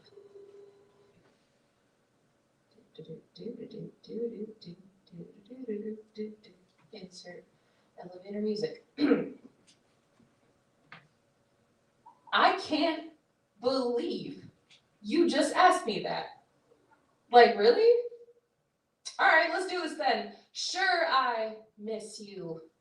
Maybe like Adam missed his rib, knowing only that something had been ripped from his chest, and the only proof he had was the aching gap from the empty space at his side. Maybe I missed you, like a kite misses strings, longing for the sky, but always tethered to the ground, reaching for winds like hands from a sinking ship, knowing it would save me, but what good is string alone besides to tie up, wrap around and hold, contain, strangle, keep. You want me to say it differently? Okay, here it is. I do not know how to find the words you want to hear to explain that I'm missing you because I can't even find my hands in the morning. They are either in my hair or clenched around my pillow or probably a bottle to keep the sobs in my chest from ripping a hole in my walls or my universe or something, anything justifying the hurt, the ache in my chest right here by my ribs. Maybe I am Adam. And my eternal suffering is to know I couldn't stop you from biting into an apple when you had already swallowed so much of me into your life, how you just took all of me with you and expect the nothingness, whatever is left, to conceive anything but lost, you feasting, selfish thing. I can't miss you because I'm still lying on that sidewalk just trying to figure out how you're simply fucking gone. Thank you.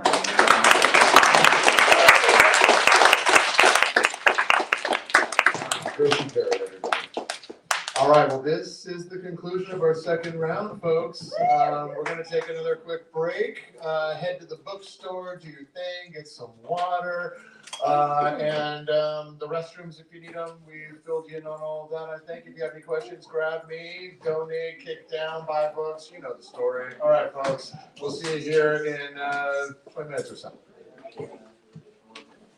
I'll confirm that.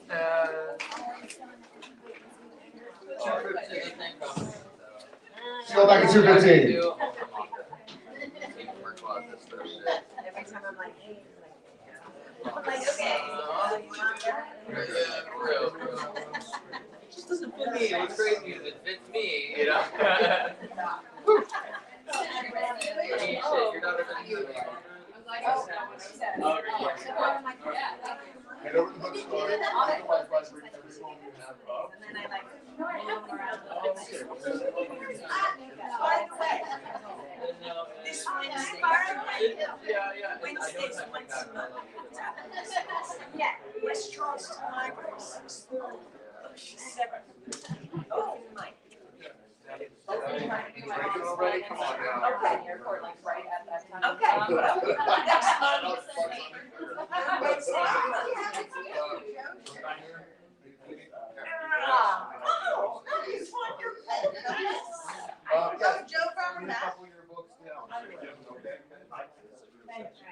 But I didn't know you brought them back, because I know it's been a minute that it was Books like are the so shack. books. Come on, we got them now. I know, I was waiting for this single All right. stall and then I'm going for it. Okay. Please.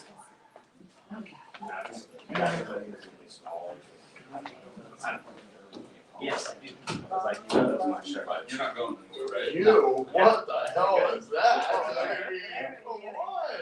I'm like thinking sweet, beautiful Emily Pauls. You came out swinging.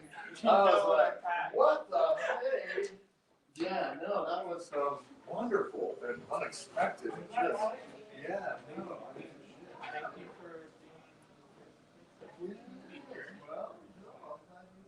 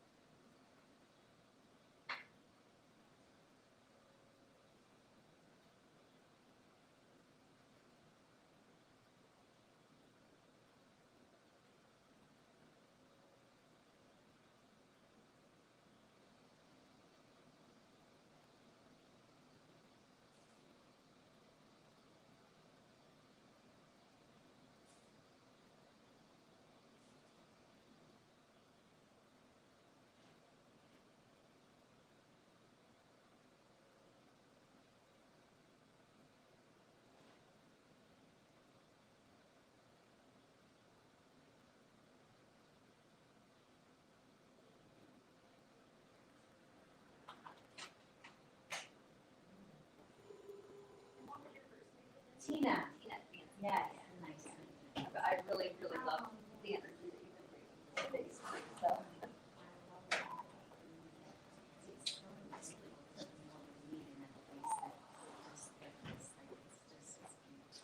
Hey, well, obviously, if somebody was reading, we don't break into the two. Yeah, they just breaked over to the, yeah. Okay, good, thank you. Yeah. We were trying to figure out ways to keep facilitating that, Yeah. money, Well, to keep everything on and going, and not try to charge everybody stuff. Yes, they can do it over there, but it's a different setting, and it's not. What if you did something like, I don't know, I would always get so inspired by art, like have like a live thing where you have an art piece and invite people to write about it, and then they have, I don't know, 15 minutes to write, and then they share the pieces about them.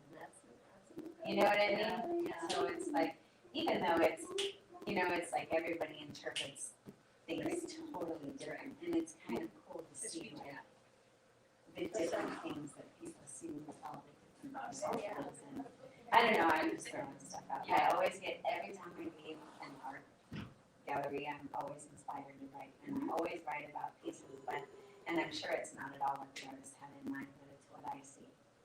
And for me, it's like, as an artist, I've and human being, I've long learned to detach from other people's perspectives. Right. Of me, let alone anything I create. Right. So it's, it's when people come in and they're like, oh, this reminds me of this. And it's like, well, it's wonderful that it reminds you of anything that, that you respond to it. Yeah. That you're having a conversation with it. And it's not right or wrong. It's you're bringing a different experience to each piece. Mm-hmm. And I have enough written about what the series is about, whether it's printed down or on social media or whatever. Oh, really? That it's like, whatever you want to look at is fine. If you want to see, some of the things that. Yeah. And so I don't get, hung up on trying to explain and convince anybody that this is what it's about. It's like, no. Right. I think that's such an important thing. So I did my first open mic just over a year ago. Up until then, no one had ever read or seen or heard anything or any of my artwork. Like, unless I gave it as a gift. Like, But you read the last Poetry Arcade here. Yeah, I was. Yeah. I was, and that was like right after I had started reading it, within a couple months, and it was like, what you're saying makes a lot of sense, because I always had such a hard time of like I do it for me, I create because I need to, and then it's like, to put it out in the world is like, then I gotta listen to what other people say, and that's not an easy thing, and you have to detach from it, because still it's like, I wonder if and I can't, when I start going down that, I wonder if I have to stop and be like, no, I'm doing this for me, and if they like it, that's really cool, and if they don't, that's okay too, not everyone's gonna like it, it's like, all right, cool, but. Well, and not everybody has these same experiences, so there's, there's different languages that we're trying to find a way to, not lose like the conversation can be lost in translation because, even my mind knows has an understanding of different words, your mind has an understanding of different words, but then also the experiences that are tied to those words, those memories that are tied to those words, and I have interesting revelation, because I do a lot of studying on time and memory and the non-linear aspect, so that piece is actually about chance encounters of brief interludes, and it's the non-linear weaving of my memories from my experiences, but how my memories even change over time, and then how we weave in and out of other people's memories of similar experiences, and that there's nothing right or wrong about somebody else's memories and recalling of something. It's just when we lock into saying, well, it's only my memory is correct. But what I was getting at was train of thought that I do so much research about translation and how we connect in conversation with words, with art, with film, with music, with dance, with, you know, whatever it is. And the scientific revelation that the majority of our country reads at a sixth grade level, so no wonder we don't understand each other. And you know, and that we don't trust each other because, you know, some people have a different education that's you know, more advanced in terms of, you know, vocabulary and understanding, but it doesn't mean the vocabulary, even though it's, you know, the dictionary definition might not mean the same thing because of experience. And then, you know, others who don't have the formal education, they're still, you know, quite intelligent, but don't necessarily understand the words that are being spoken, and so then suspicion sets in that somebody's trying to, you know, fool them or manipulate them or control them, and it's like, no wonder we're all so divided and locked into our opinions being the only opinion because, you know, we don't even understand half of what's being said to us. Because, you know, and it was like, wow, sixth grade.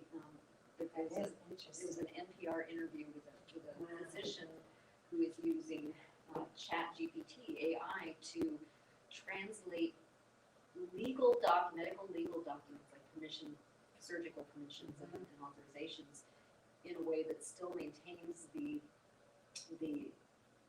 legal language, but making it understandable for the general public. And it was back to that sixth grade understanding. And it's like, wow, how, I mean, in sixth grade, it's like, what, really? I don't want to go back to that intellect. Right. I want to keep going. And, you know, but it's more of a symptom of our society that we don't provide education. We don't, you know, make it fully accessible.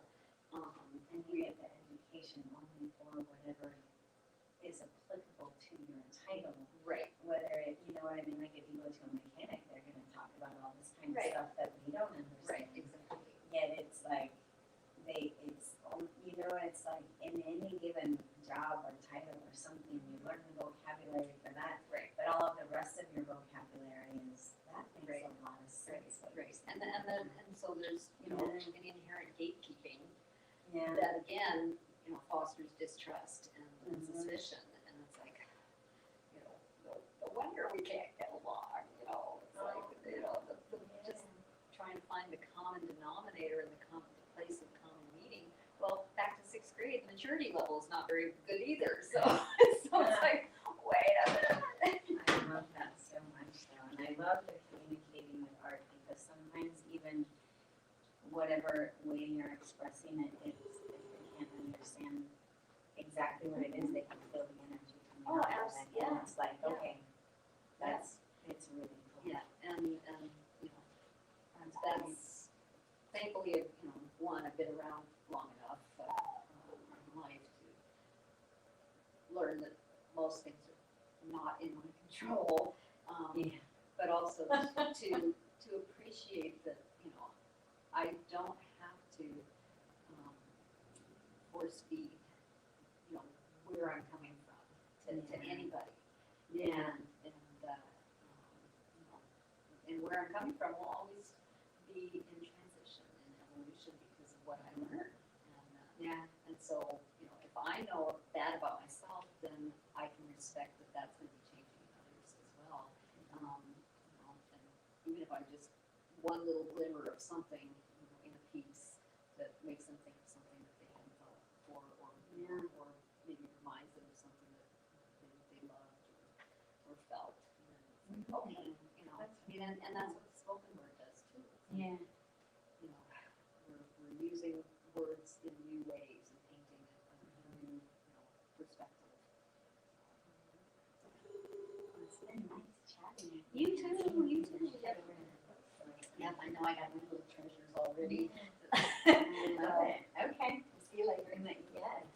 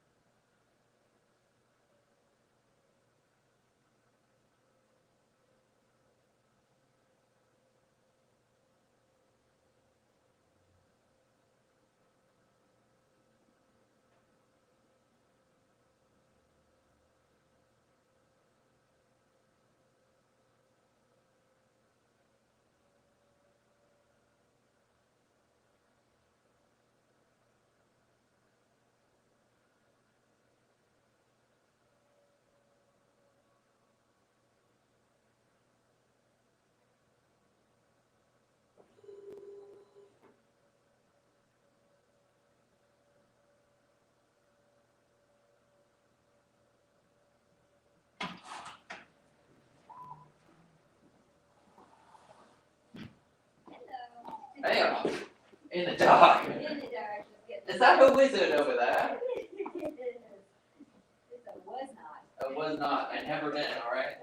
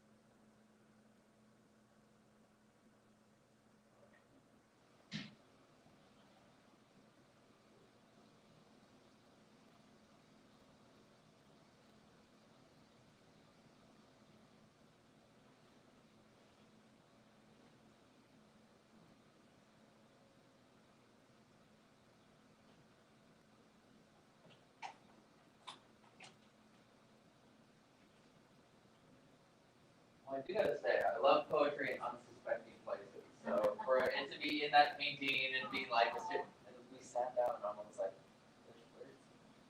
And I was like, oh, you're an artist, huh? You're like looking for them. But you putting those rivets in the corner, that's just canvas paper that you just like. Yeah. That is so cool. It allows you to display them in multiple ways that also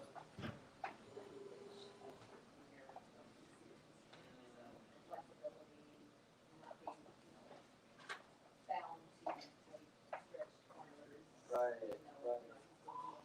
Flat wall. right. Or like hung from the ceiling, which is crazy. Yeah, Yeah. yeah, it's like, I love those kind of disruptions of expectations. Yeah. What's the series like? It's meaning, it's loosely around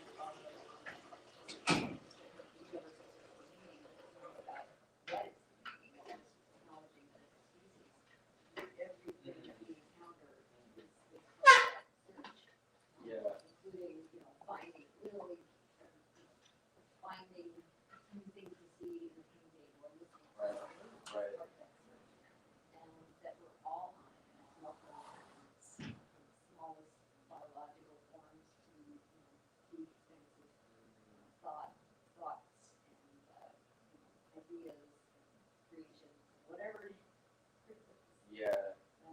And for me, play is so much a part of this. For sure. Yeah, totally, totally. So even like the piece that's right here, the teeth, that's called love bites. And so Oh, there's actually words in there that's, love bites, which of course, yes, we know, I think fucking suck. Yeah, for real, yeah. But also I put the words in there, love bites, but sometimes it feels really good. I mean, Because yeah. sometimes it really does. Yeah, totally, yeah. It can be weaponized or it can be, playful. And it's the same with all of these things like that, different things that relate to, travel and love, topographical maps. And I'm a musician, so everything vibrates. Right, yeah, what's your muse at the moment in music? Well, I'm a singer and songwriter, instrumentalist, and vocalist, so everything. Right, yeah, the Sound. vibrational I reality. was holding my coffee cup while poems were being read, and the vibrations of the, of the, the liquid in the cup, I was like, Damn, yeah, for real, yeah, reveling in the awe of that, for real. Yeah, because it's like everything vibrates, absolutely everything in this, but at different speeds. Right. Hence, we have hardness and softness. Right, yeah, totally. Fluidity and whatever it is. Totally. Wow. So, but I love plays on words,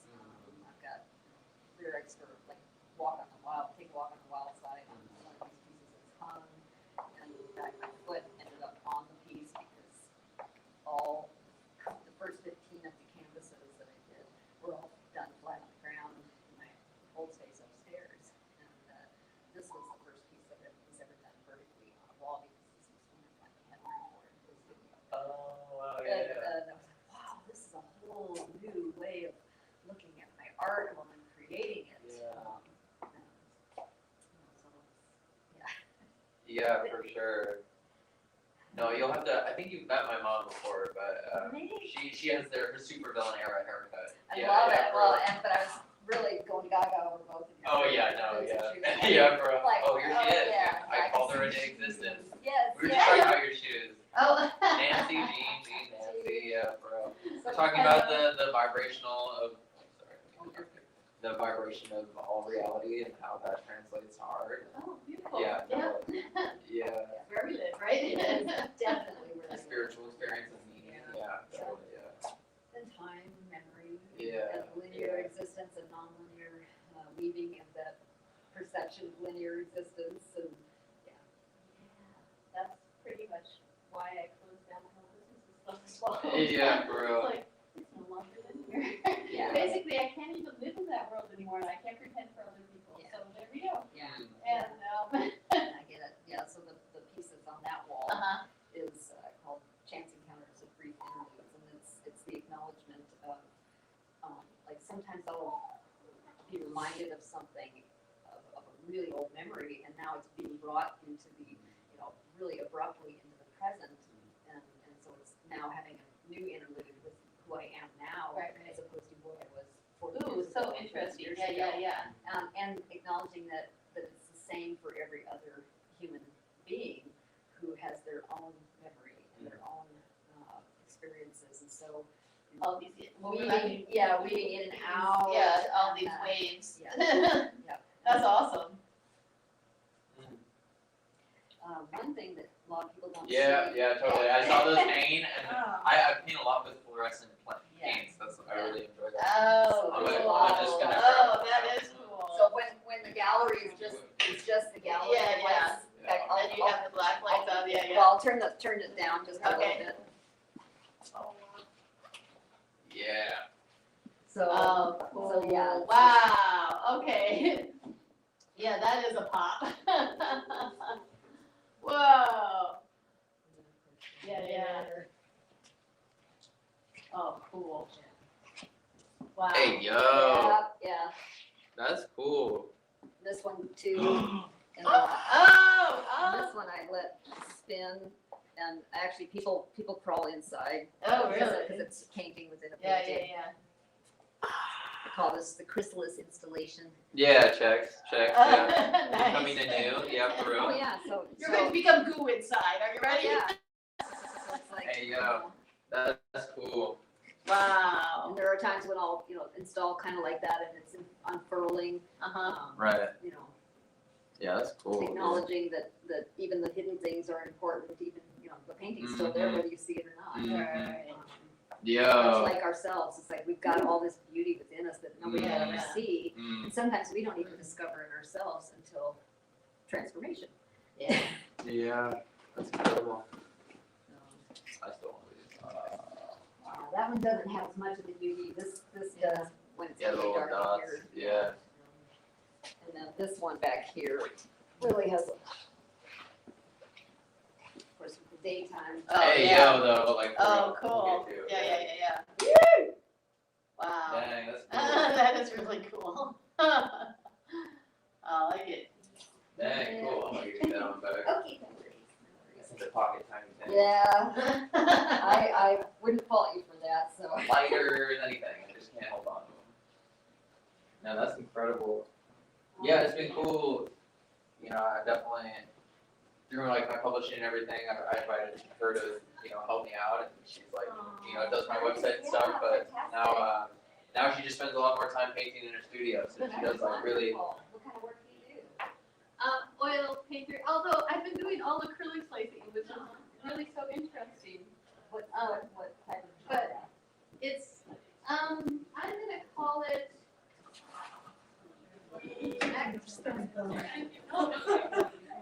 At the moment, I had my name tag, I think more so I'd like, no one can say, while sitting there. Okay, you can have to. You know what? Yeah. You wanna sit? Yeah. You wanna sit? Oh yeah. excited to see Brooke.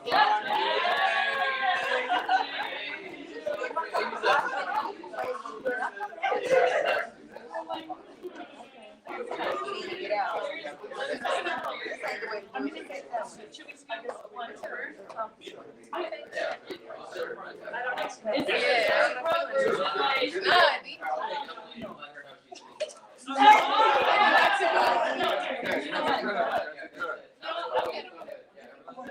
you get flyers?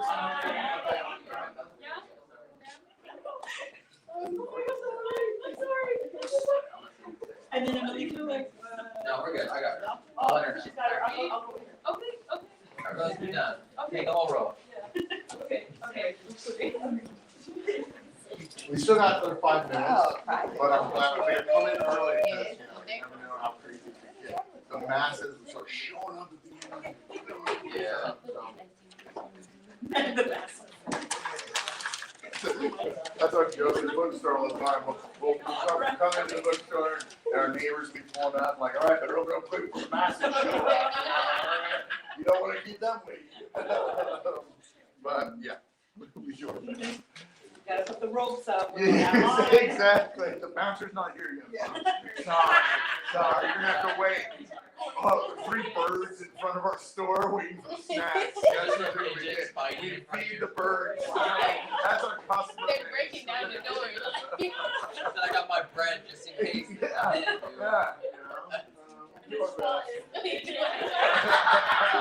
yo. Yeah. If I could charge them, I would. This bird seed's not free, you know.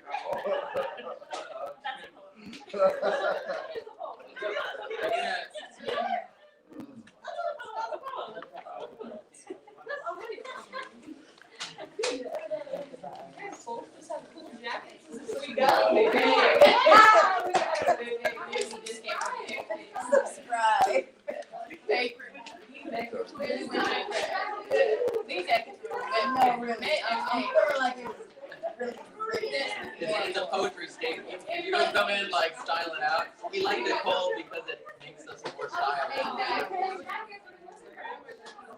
It's always coming up. Yeah. Not when you slow up. Okay. Right. Yeah. Turn the lights back on, I was had them down.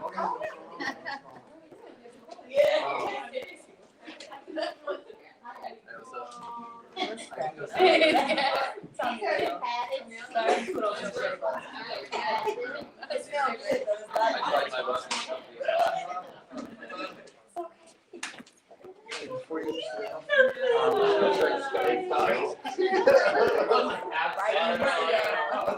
No, I'm glad.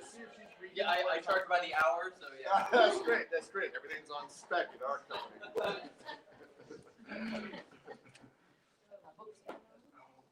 Also, Shwa, my mom was disappointed with your camera placement. She looked.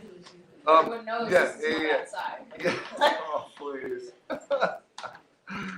And you know, when it comes to production, you blame everything on Sugar. She's the one in charge. All I do is run my mouth. I get paid for that. Like, cool, it's gonna be over here today. Well, that's okay. Last night I had a chance to interview Attaboy, the toy artist who started High Fructose magazine. And we had the cameras, everything ready to go. We're all set. We ended this day. I stayed pretty much on point all day so that I wasn't sloppy with him. And then we get done with the interview and I look back and the camera's off.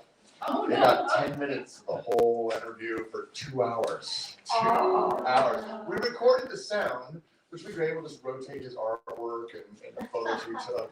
But yeah, just like talk about your heart sinking. Like, and the interview was not planned. He came to see Office of Collecting next door. Jessica Orrick owns it. Office of Collecting and Design, OCD, a miniatures museum or a place of lost and small items. I think that's what Jessica likes to. So he came to see that. Jessica's in Africa, and we're managing the museum for her. So, So we're having a party. so if you can afford the Kanye West prices, we can have a party there. I'm sure Jessica will be happy to if we can sell $2,000 tickets, she will give you the museum after 20 grand. She's like, it's yours. Yeah, as you know, those things happen. You know, you just gotta get a laugh. I cried a little bit, but you know, but things, you know. So the camera here, yeah, if it isn't really well placed, again, at least it's working. Which we didn't think was going to happen at that point. It was we hacked actually. We found a hack because we thought, well, I think we had. I like to think 500 followers on our YouTube channel, probably more like 2. And my wife said, well, we need 1,000.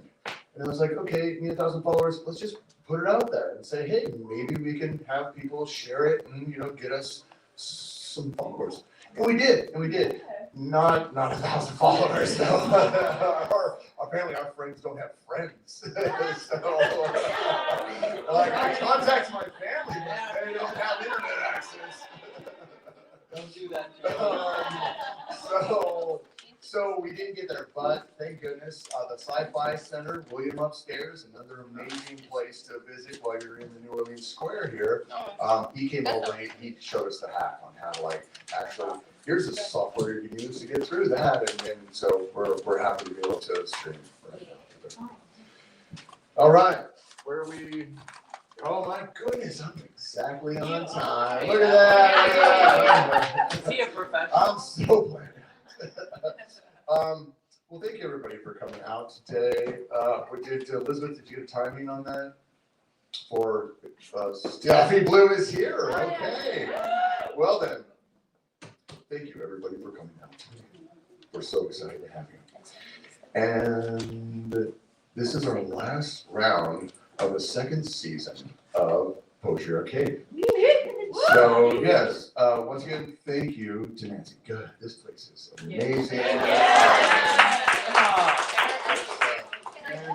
and ask if anybody wants to be on the newsletter? I've got an email sign-up sheet right over here. I've got a lot of other events that happen here as well. Yes, and follow her on Instagram. She does a lot there as well.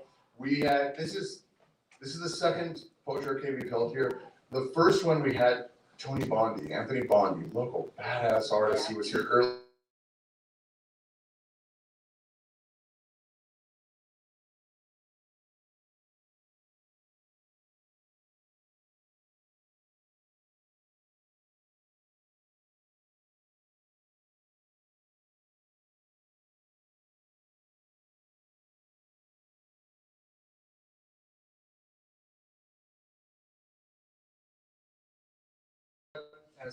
As I say, we host 3 different poetry events, and one of them is at a punk bar. And I told, we had a situation where we needed video sent of performances because it's a punk bar, not a coffee shop. And so we needed performances to be a little more theatrical, a little more punk rock. And so we sent everybody out a video and saying, hey, or a message saying, you know, we need just video you reading. You could be just a little entertaining or whatever.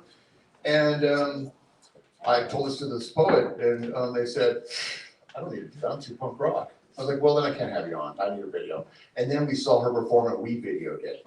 And we were like, you are too punk rock, all right, we need you in this. And so we brought her into doing poetry. She killed it, smashed it, stuck it, threw it. It was pretty amazing. So I'm just always happy to have this poet come up. By the way, this poet is also reading tarot over at the Avantpop Bookstore today. Please help me welcome to the stage, Stephi Blue.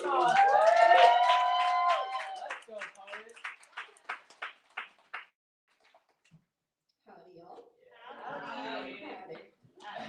y'all. So yeah, I'm reading tarot over there. If you want to get a tarot reading, yeah, come see me. It's really fun. And I like doing it, so yeah.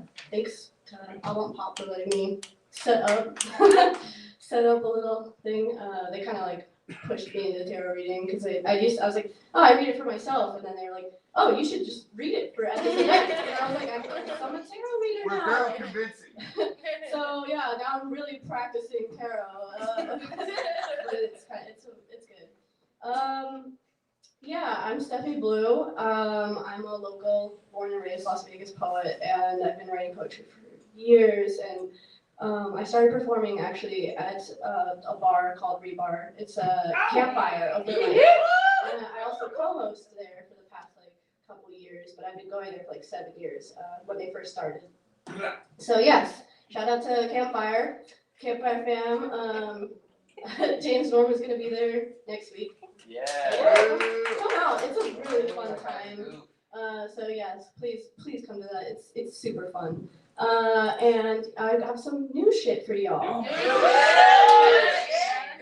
you guys know, y'all. Campfire fam. It's a little bit on the theatrical side. Wow. Theater shit. Let's do that. Theater shit.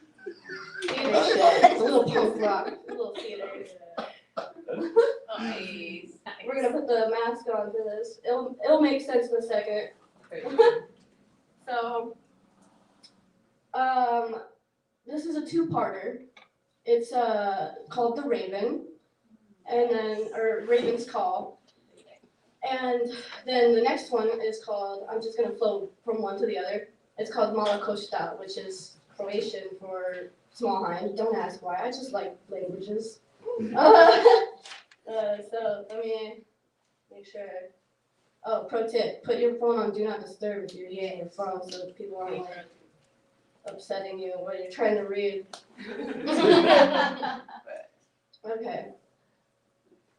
I am the raven, coming at night to tap, tap, tap on that chamber door, but not a single nevermore reaches from my beak. Only met with silence while laying on a cold floor, waiting to be let in so I could feel the heat. Needing embrace, but met with darkness in its place. The void has always called my name. Coming to me in my sleep. In my dreams, I drown in ocean under dark waves, like a blackbird's wing on an autumn day, an omen telling me of my fate. The void whispers, you are the tower, the inevitable fall from grace. You are the magpie, the mockingbird over the fireplace. You are a corvid come to create chaos, contemplate, or cease to exist. Come on. I am the raven, coming in the midnight dreary, to mimic the words forgotten to time. The void is calling to tell me I was a mistake in space-time, and we must rectify this crime. Nothing I say is profound. It's all just things already said in much better breath. I'm only reinterpreting the sounds like a foolish parrot, which I remain until death. The void whispers, only this and nothing more. Yeah, come on, boy.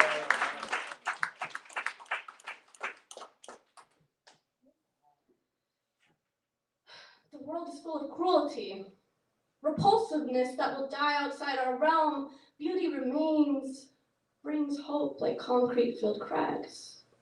You don't have to cry for the pain the world feels like you used to, little doe, unless you want to. You cannot remove, cannot undo, cannot turn back. Time, small hind, is the Ouroboros, vast serpent forever clutching the world. Every end is also a beginning.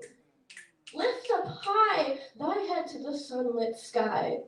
Every cloud is a future raindrop. But that should not stop the earth's rotation.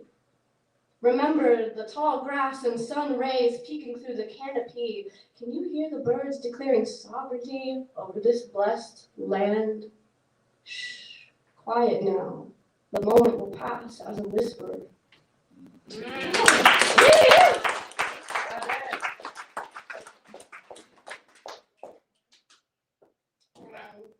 This one I wrote, so yeah, those two are new. They're kind of like parallels of each other.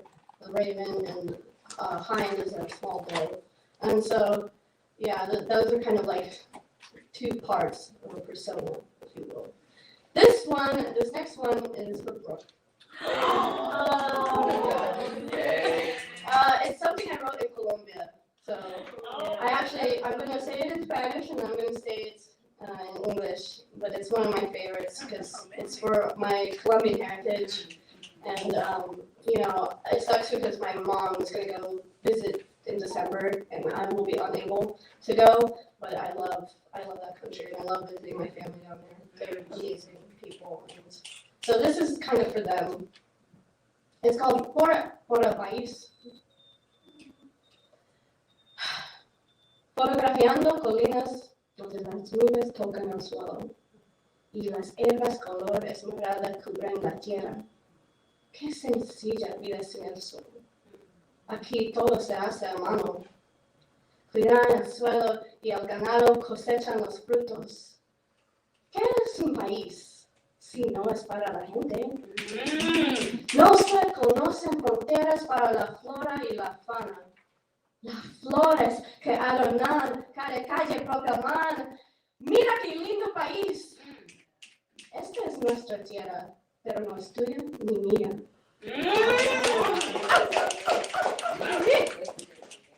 Here's the English for all y'all. The rest of y'all. Picture rolling hills where the clouds touch the ground, and emerald shades of grass blanket the quilted land. What a simple life without the sun. The people here do everything by hand. They till the soil, tend the livestock, and harvest the many bounties. What is a country if not for the people? For the flora and fauna know no borders or counties separate them from one rolling hill to the next, and mountainside to the next. The flowers that adorn every street proclaim, mira qué lindo país. This land is our land, but it neither belongs to you nor I.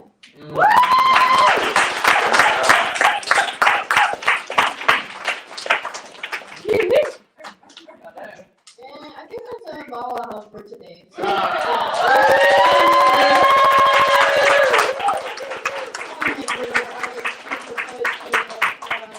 Everyone else who's been up here is amazing, and like I know I've been kind of missing some of you because I'm next door.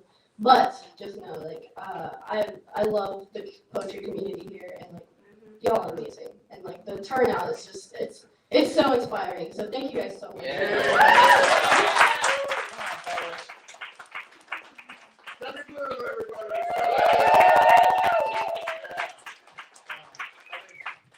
We were really trying our best to, everybody's so amazing. Today we thought we'd invite up some of our just wonderful, inspiring poets.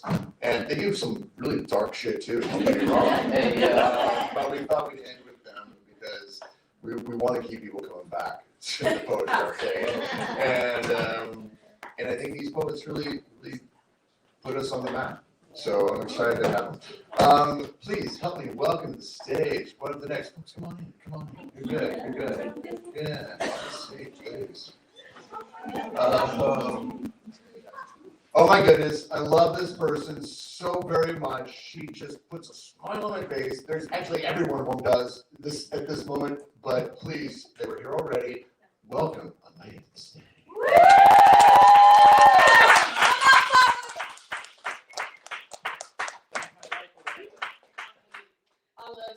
I know in the last life he was definitely my dad. Either he was black or I was white. I haven't figured it out. We're definitely crazy. Yeah. Shout out for sure. Y'all are mad gassing with the oohs and ahs. In Spanish too. I'm like, two of y'all know what she's talking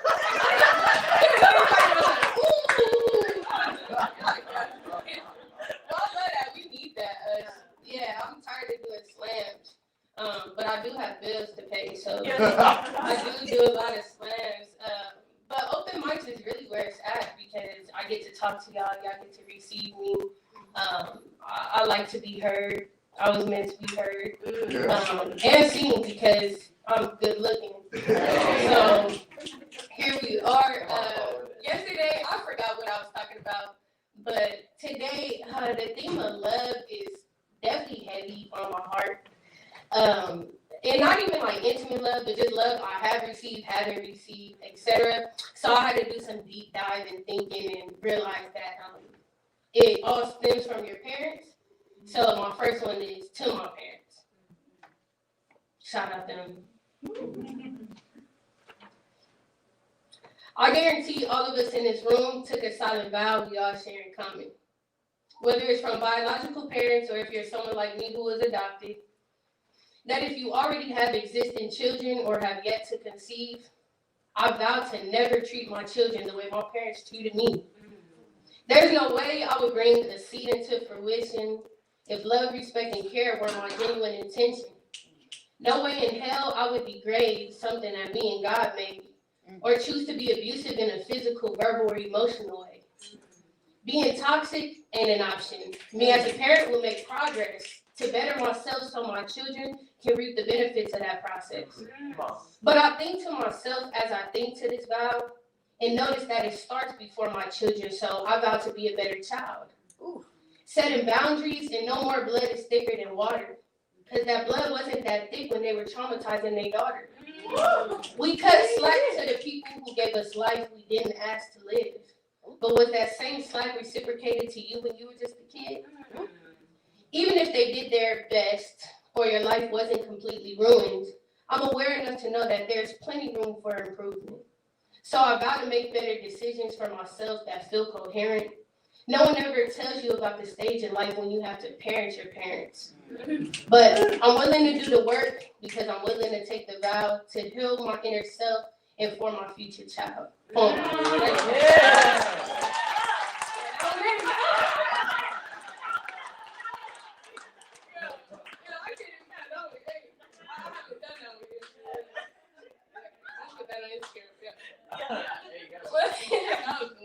Okay. Then moving on, so shout out my parents, fuck them cool, they out the picture.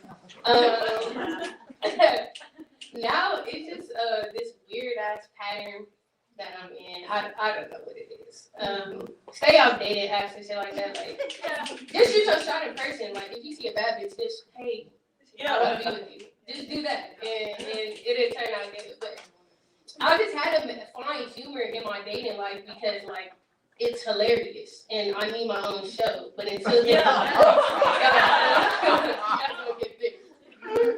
so I don't even have a name for this one. No one in this world loves me more than straight girls. Okay,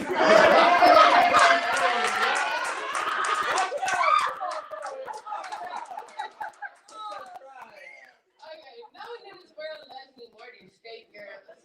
They swore they never crossed the line, but something about me gives them confusion. They swore I turned them out, but it's really just delusion. No one in this world loves me more than women with kids. When I say call me daddy, that is not what I meant. No one in this world loves me more than fake healed girls. Like, how do you wear crystals of protection but still moving in regression? Like, how do you heal from your past but you scared of your own reflection? Bitches learn they love language and all of a sudden they a therapist. Still acting how they are and not how they should be, becoming mental and emotional terrorists. No one in this world loves me more than folks emotionally unavailable. Begging them to love me when they're not even capable. They push away, but I have something to prove. Cause I'll be damned in my adulthood. I don't be chosen like I experienced in my youth. No one in this world loves me more than people who aren't ready. They'll sweet talk me to death, but when it's time to commit, excuses be heavy. Like, they acknowledge I'm a good catch, but they got a hole in their net. Or I caught them at the wrong time, they're just not in the right position. Or my favorite, I'll be with you if the circumstances was different. No one in this world loves me more than women who are no good for me. Finding love only through trauma bonding and doing things that trigger me. Reopening wounds and trauma sowed within me since a seed. Don't nobody want me more than a girl who refuses to water me. And I figure these types of folks love me the most because breaking patterns is hard and I need help. These girls love me the most because I refuse to love myself. I neglect to pour into myself more. Instead, I constantly touch a soft spot, wonder why it's still sore. The void that I'm missing constantly puts me in this position, a revolving door of women whose names ain't even worth remembering. Come on. I mean, they're all fun. Like,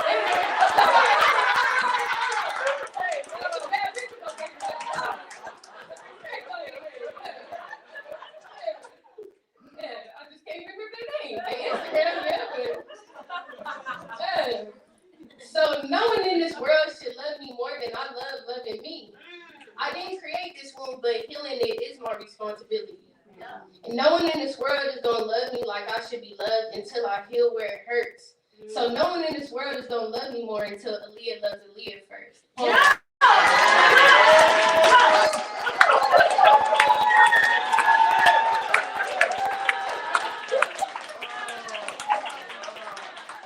I will quit my job. Please stop. In my good friends, please stop. I'm so on edge. Bro, okay. Okay, so this is hilarious. Okay, so this last one, this one is in the spirit of tarot, so shout out to the last poet and their tarot work. Anytime something goes wrong, yeah, I'm pulling out that tarot deck. I'm talking about like my gas tank's on E. It's literally me, but I'm gonna pull a card just in case something else is in the cards. I don't know. So this was recently, actually, I did a reading on myself about my dating life, and so this is what came up. And again, I have to laugh. My partner at the time was giving me mixed signals, so I turned to my relatives. Do what's best for you, or it'll all work out. Boy, what generic ass advice they give. I tell my homegirls and they say, Aaliyah, just let the bitch go. But if it were ever that easy, nobody would ever fear being alone. I couldn't seem to get a clear answer for myself, so I turned to my tarot deck for a little bit of help. I say, God, universe, ancestors, please guide this reading and tell me if I need to release. Any other time, the deck reveals what I asked for, so I knew when I pulled it'd be some heat. I asked them to let me know if I should let this girl go, because I was crying in the pot and it's time for me to grow.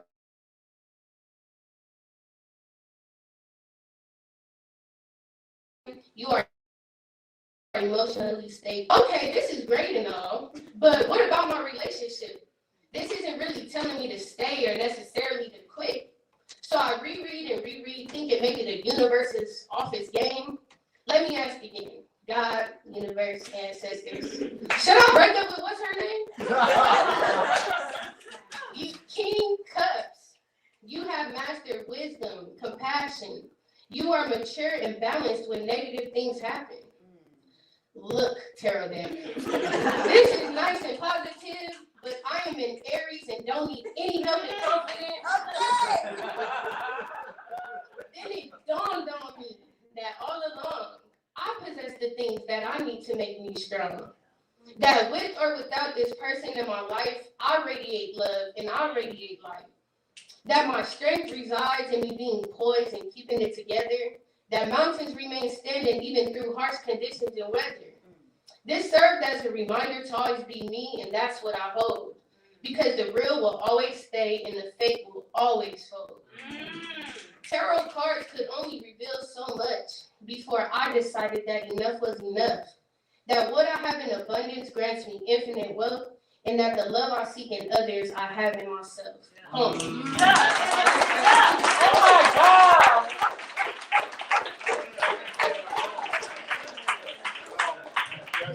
I was his father in the past life, and I have for sure I adopted her after her first reading with us.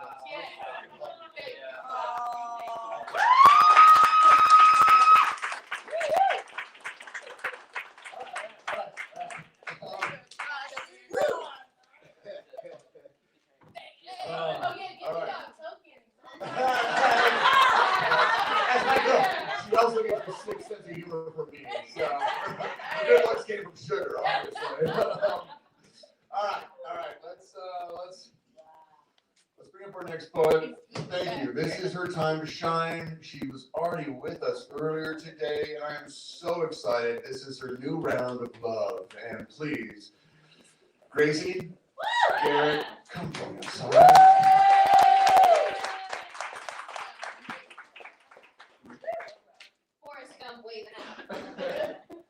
Lieutenant Dan. How am I supposed to follow that? Why are you gonna follow that? Jeez, I'm running out of technical difficulties. Okay, let's do it. I'm gonna set a timer because No, I'm not. I don't know where my phone went. Let me know how time goes. So on the moving theme of love and not being a piece of shit like this laptop. We're starting with fresh sheets, if I can get there. Yeah. Please. I'm trying to start over. Self-deprecation was ever my sole dedication, but now I want to live. So where do I start? How do I move forward when my toes are stuck in the mud for all I had to crawl out of, to take new steps toward life, to choose the hard way over simply letting myself sleep when I am so tired? My eyes sag with the weight of sleepless nights. I feel my bones heavy in my skin, but I have to find the strength to carry them anyway. To pull myself out of this hole, because dirt makes for a terrible blanket. It is cold and callous. It's quilted out of silkworms and grass roots. No, I think I quite prefer these soft cotton sheets. They are warm with the scent of you. My nights are still sleepless, but much less empty. My skin is still heavy, but with sweat instead, and kisses and delicious bruises from how we carelessly knock around the bed, caring only about where our hands and our lips can find each other. I feel your fingertips tracing pathways for blood to flow and flush, rushing and reuniting lost synapses. Yes, I think I'll stay a while and let life have a chance for once. Alex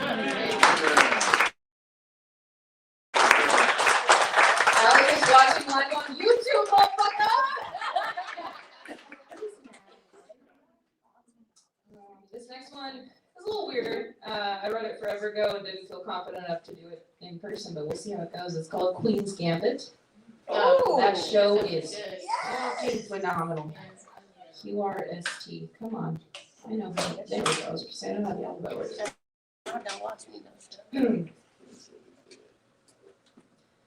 I've been pondering a thought. It plays at the edges of my brain.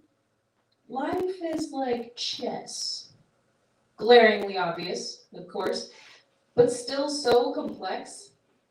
Strategies and strangers, all fitting into boxes to make a game of life and death, players jumping over each other, unaware of the squares they scrape and scuff across, and all to their own devices. A certain decisiveness, some more straightforward, true to their purpose, others in a unique and unpredictable, imponderable way.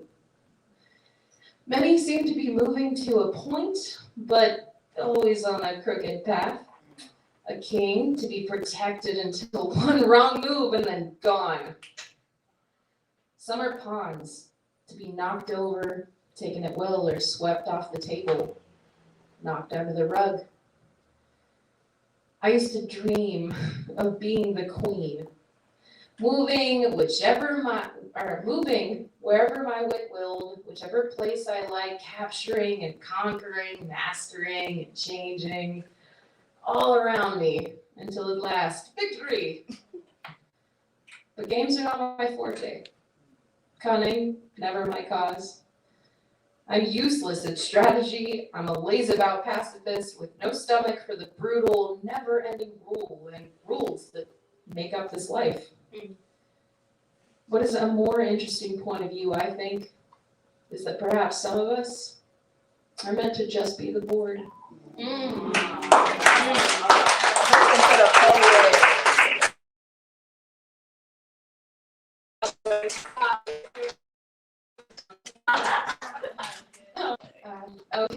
Okay, so I hope this isn't my last one if I'm doing okay on time. It is called Yo Ho Ho, and a bottle of abandonment issues. I'm taking a leap. Not the kind I used to daydream about, like off a building. In fact, quite the opposite. I'm stepping out of my old skin, shaking off and sloughing away the fleshy chains, and all the thoughts in my brain keeping me on my knees or curled in my blankets. Searching beneath the waves like a ship in a glass sea. For the last decade of my life, I've been a pirate. Plundering and pillaging and pissing off everyone I love, promising them from states away that I'm seriously okay, guys. I can handle it. Once, and many times, that was a lie. I bury my faults in the sand like poor man's treasures, never knowing the riches I truly had. Chunks of my memory lost to time, finding only one question in the morning through fire-breathing hangovers. Why is the rum always gone? It's time to hang up the sword and learn to fight with myself in better ways. To open the curtains and stare at the daylight, no fear in my eyes, no condemnation in my soul, just learning to roll with the punches and get started on this odyssey, this great adventure of becoming me, allowing myself to do away with the shipwreck I've been and become the captain of a life worth fucking living. So set sail for home and anchors away. I'm not making port until I find myself happy in the light of this new day.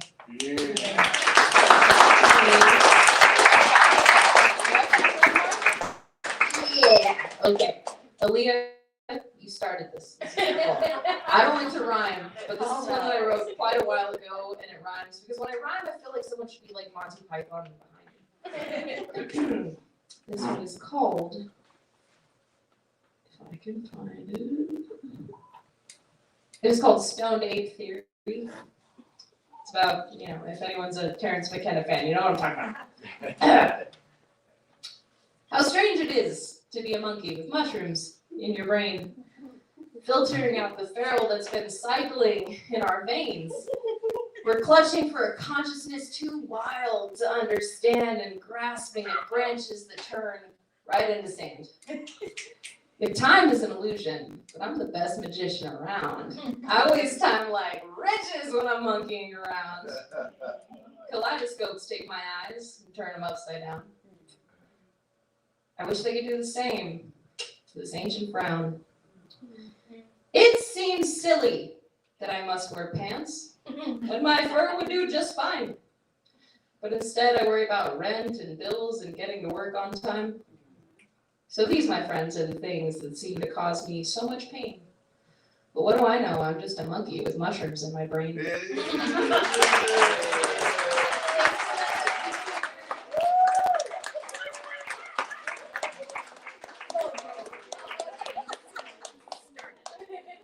Gracie Garrett, everybody.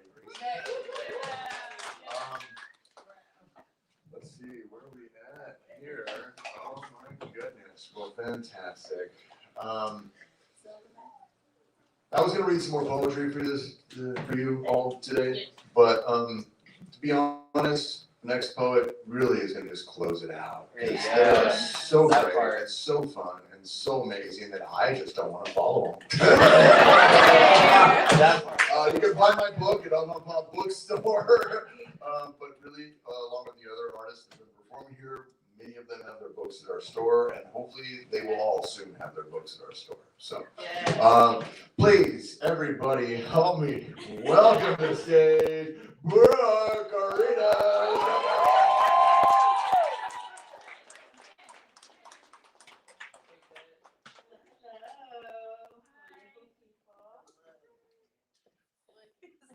Thank you, Shwa. Intro. All right, let's get into it. Knees to chest.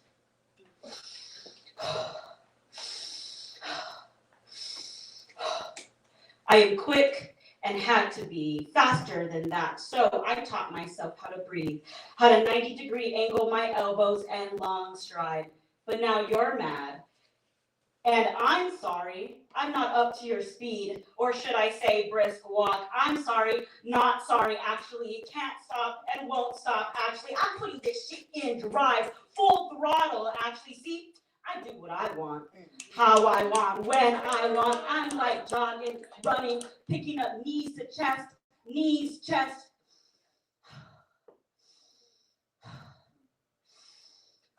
Sprinting beyond you. I'm not gonna bother shifting my chin to peer over shoulder, because I've been there, done that. I would have made state, but the headless, faceless hauler stopped, cemented my feet on track. I could have made state. See, I learned if I hear stop while I'm full speed, don't fucking listen. But it's all good. I've got to focus on my breathing.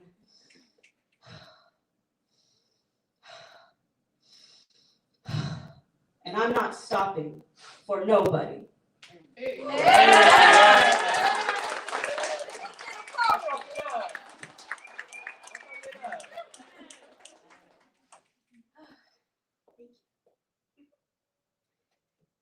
is for my bestie. You remind me of sunsets, dusty pinks, punching yellows and oranges, of cotton cloud sky and burning star. You remind me of nightfall, purples, grays, blacks, a veiled moon peeking through every so often to glow, to bask your light so softly. You remind me of life, the way you make sure your family lives it. You remind me of love. Each time you brought me flowers, smiled at me, held my heart in your palms. You remind me what a boss bitch looks like. What a boss bitch can accomplish. What a boss bitch does in order to protect herself and her own. You remind me of loyalty. If she cut you out of her life, you must have been the worst. You remind me of patience and observation. You sit tall, eyes roaming, ears perking at every decibel shift. The rehearsed smile on display until shit starts to pop off and, oh shit, you're serious as hell. Standing up already in motion towards commotion. Oh, she about to get her ass. Go, Bessie, go, I got you. From over here. You remind me of a girl that deserved more. More than stability, more than a temporary home, more than barely a meal, more than what this whole damn world can give you. You deserve how you made me feel and more. Baby girl, you deserve everything and more. And would you look at that sunset? How the rays stretch out to kiss foreheads goodnight? Because you would take these fleeting, precious minutes to remind someone how much they mean to you. And sunsets remind me of you. Beautiful pinks, purples, yellows.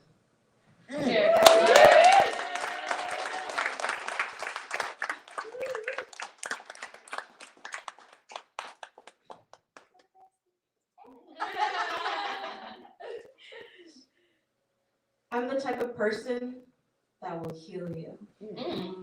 The human attention, adoration, appreciation will be fulfilled with me around to pour in your cup.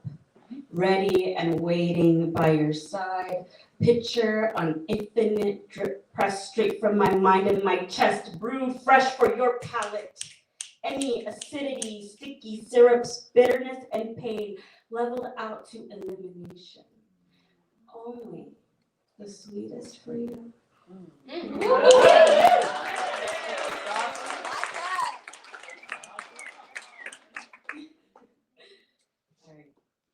This is for my mama. My mama right there.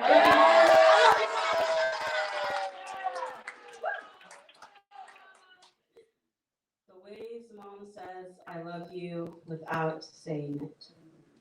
1, getting stoned together. Then eating whatever the pantry provides. 2, rushing to my room after watching my recorded performance to say,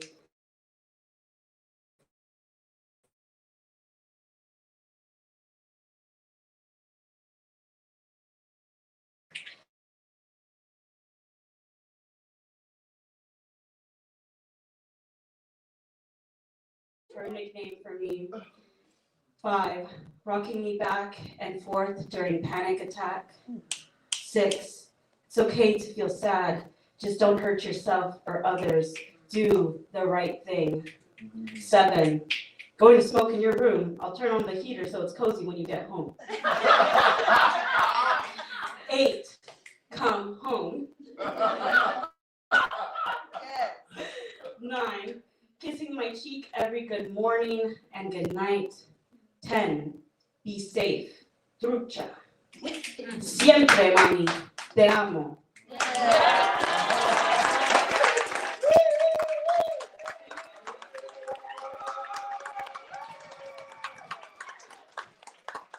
Thank you to Nancy and to Sugar and Shwa, and I'm happy to be here. I'm happy you're here, and thank you.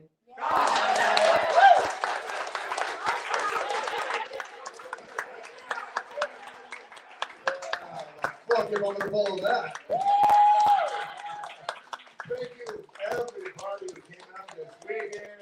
Let's give it a round for all the poets.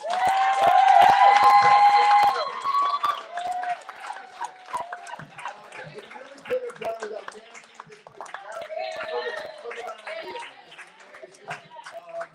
Get them your money. We will all take your money. Head on down to the bookstore. We have tokens that you can redeem for poets and the arts and all the things that we're doing. Come on, I'm too broken out. This was too good of a show for me. All right, thank you everybody for coming.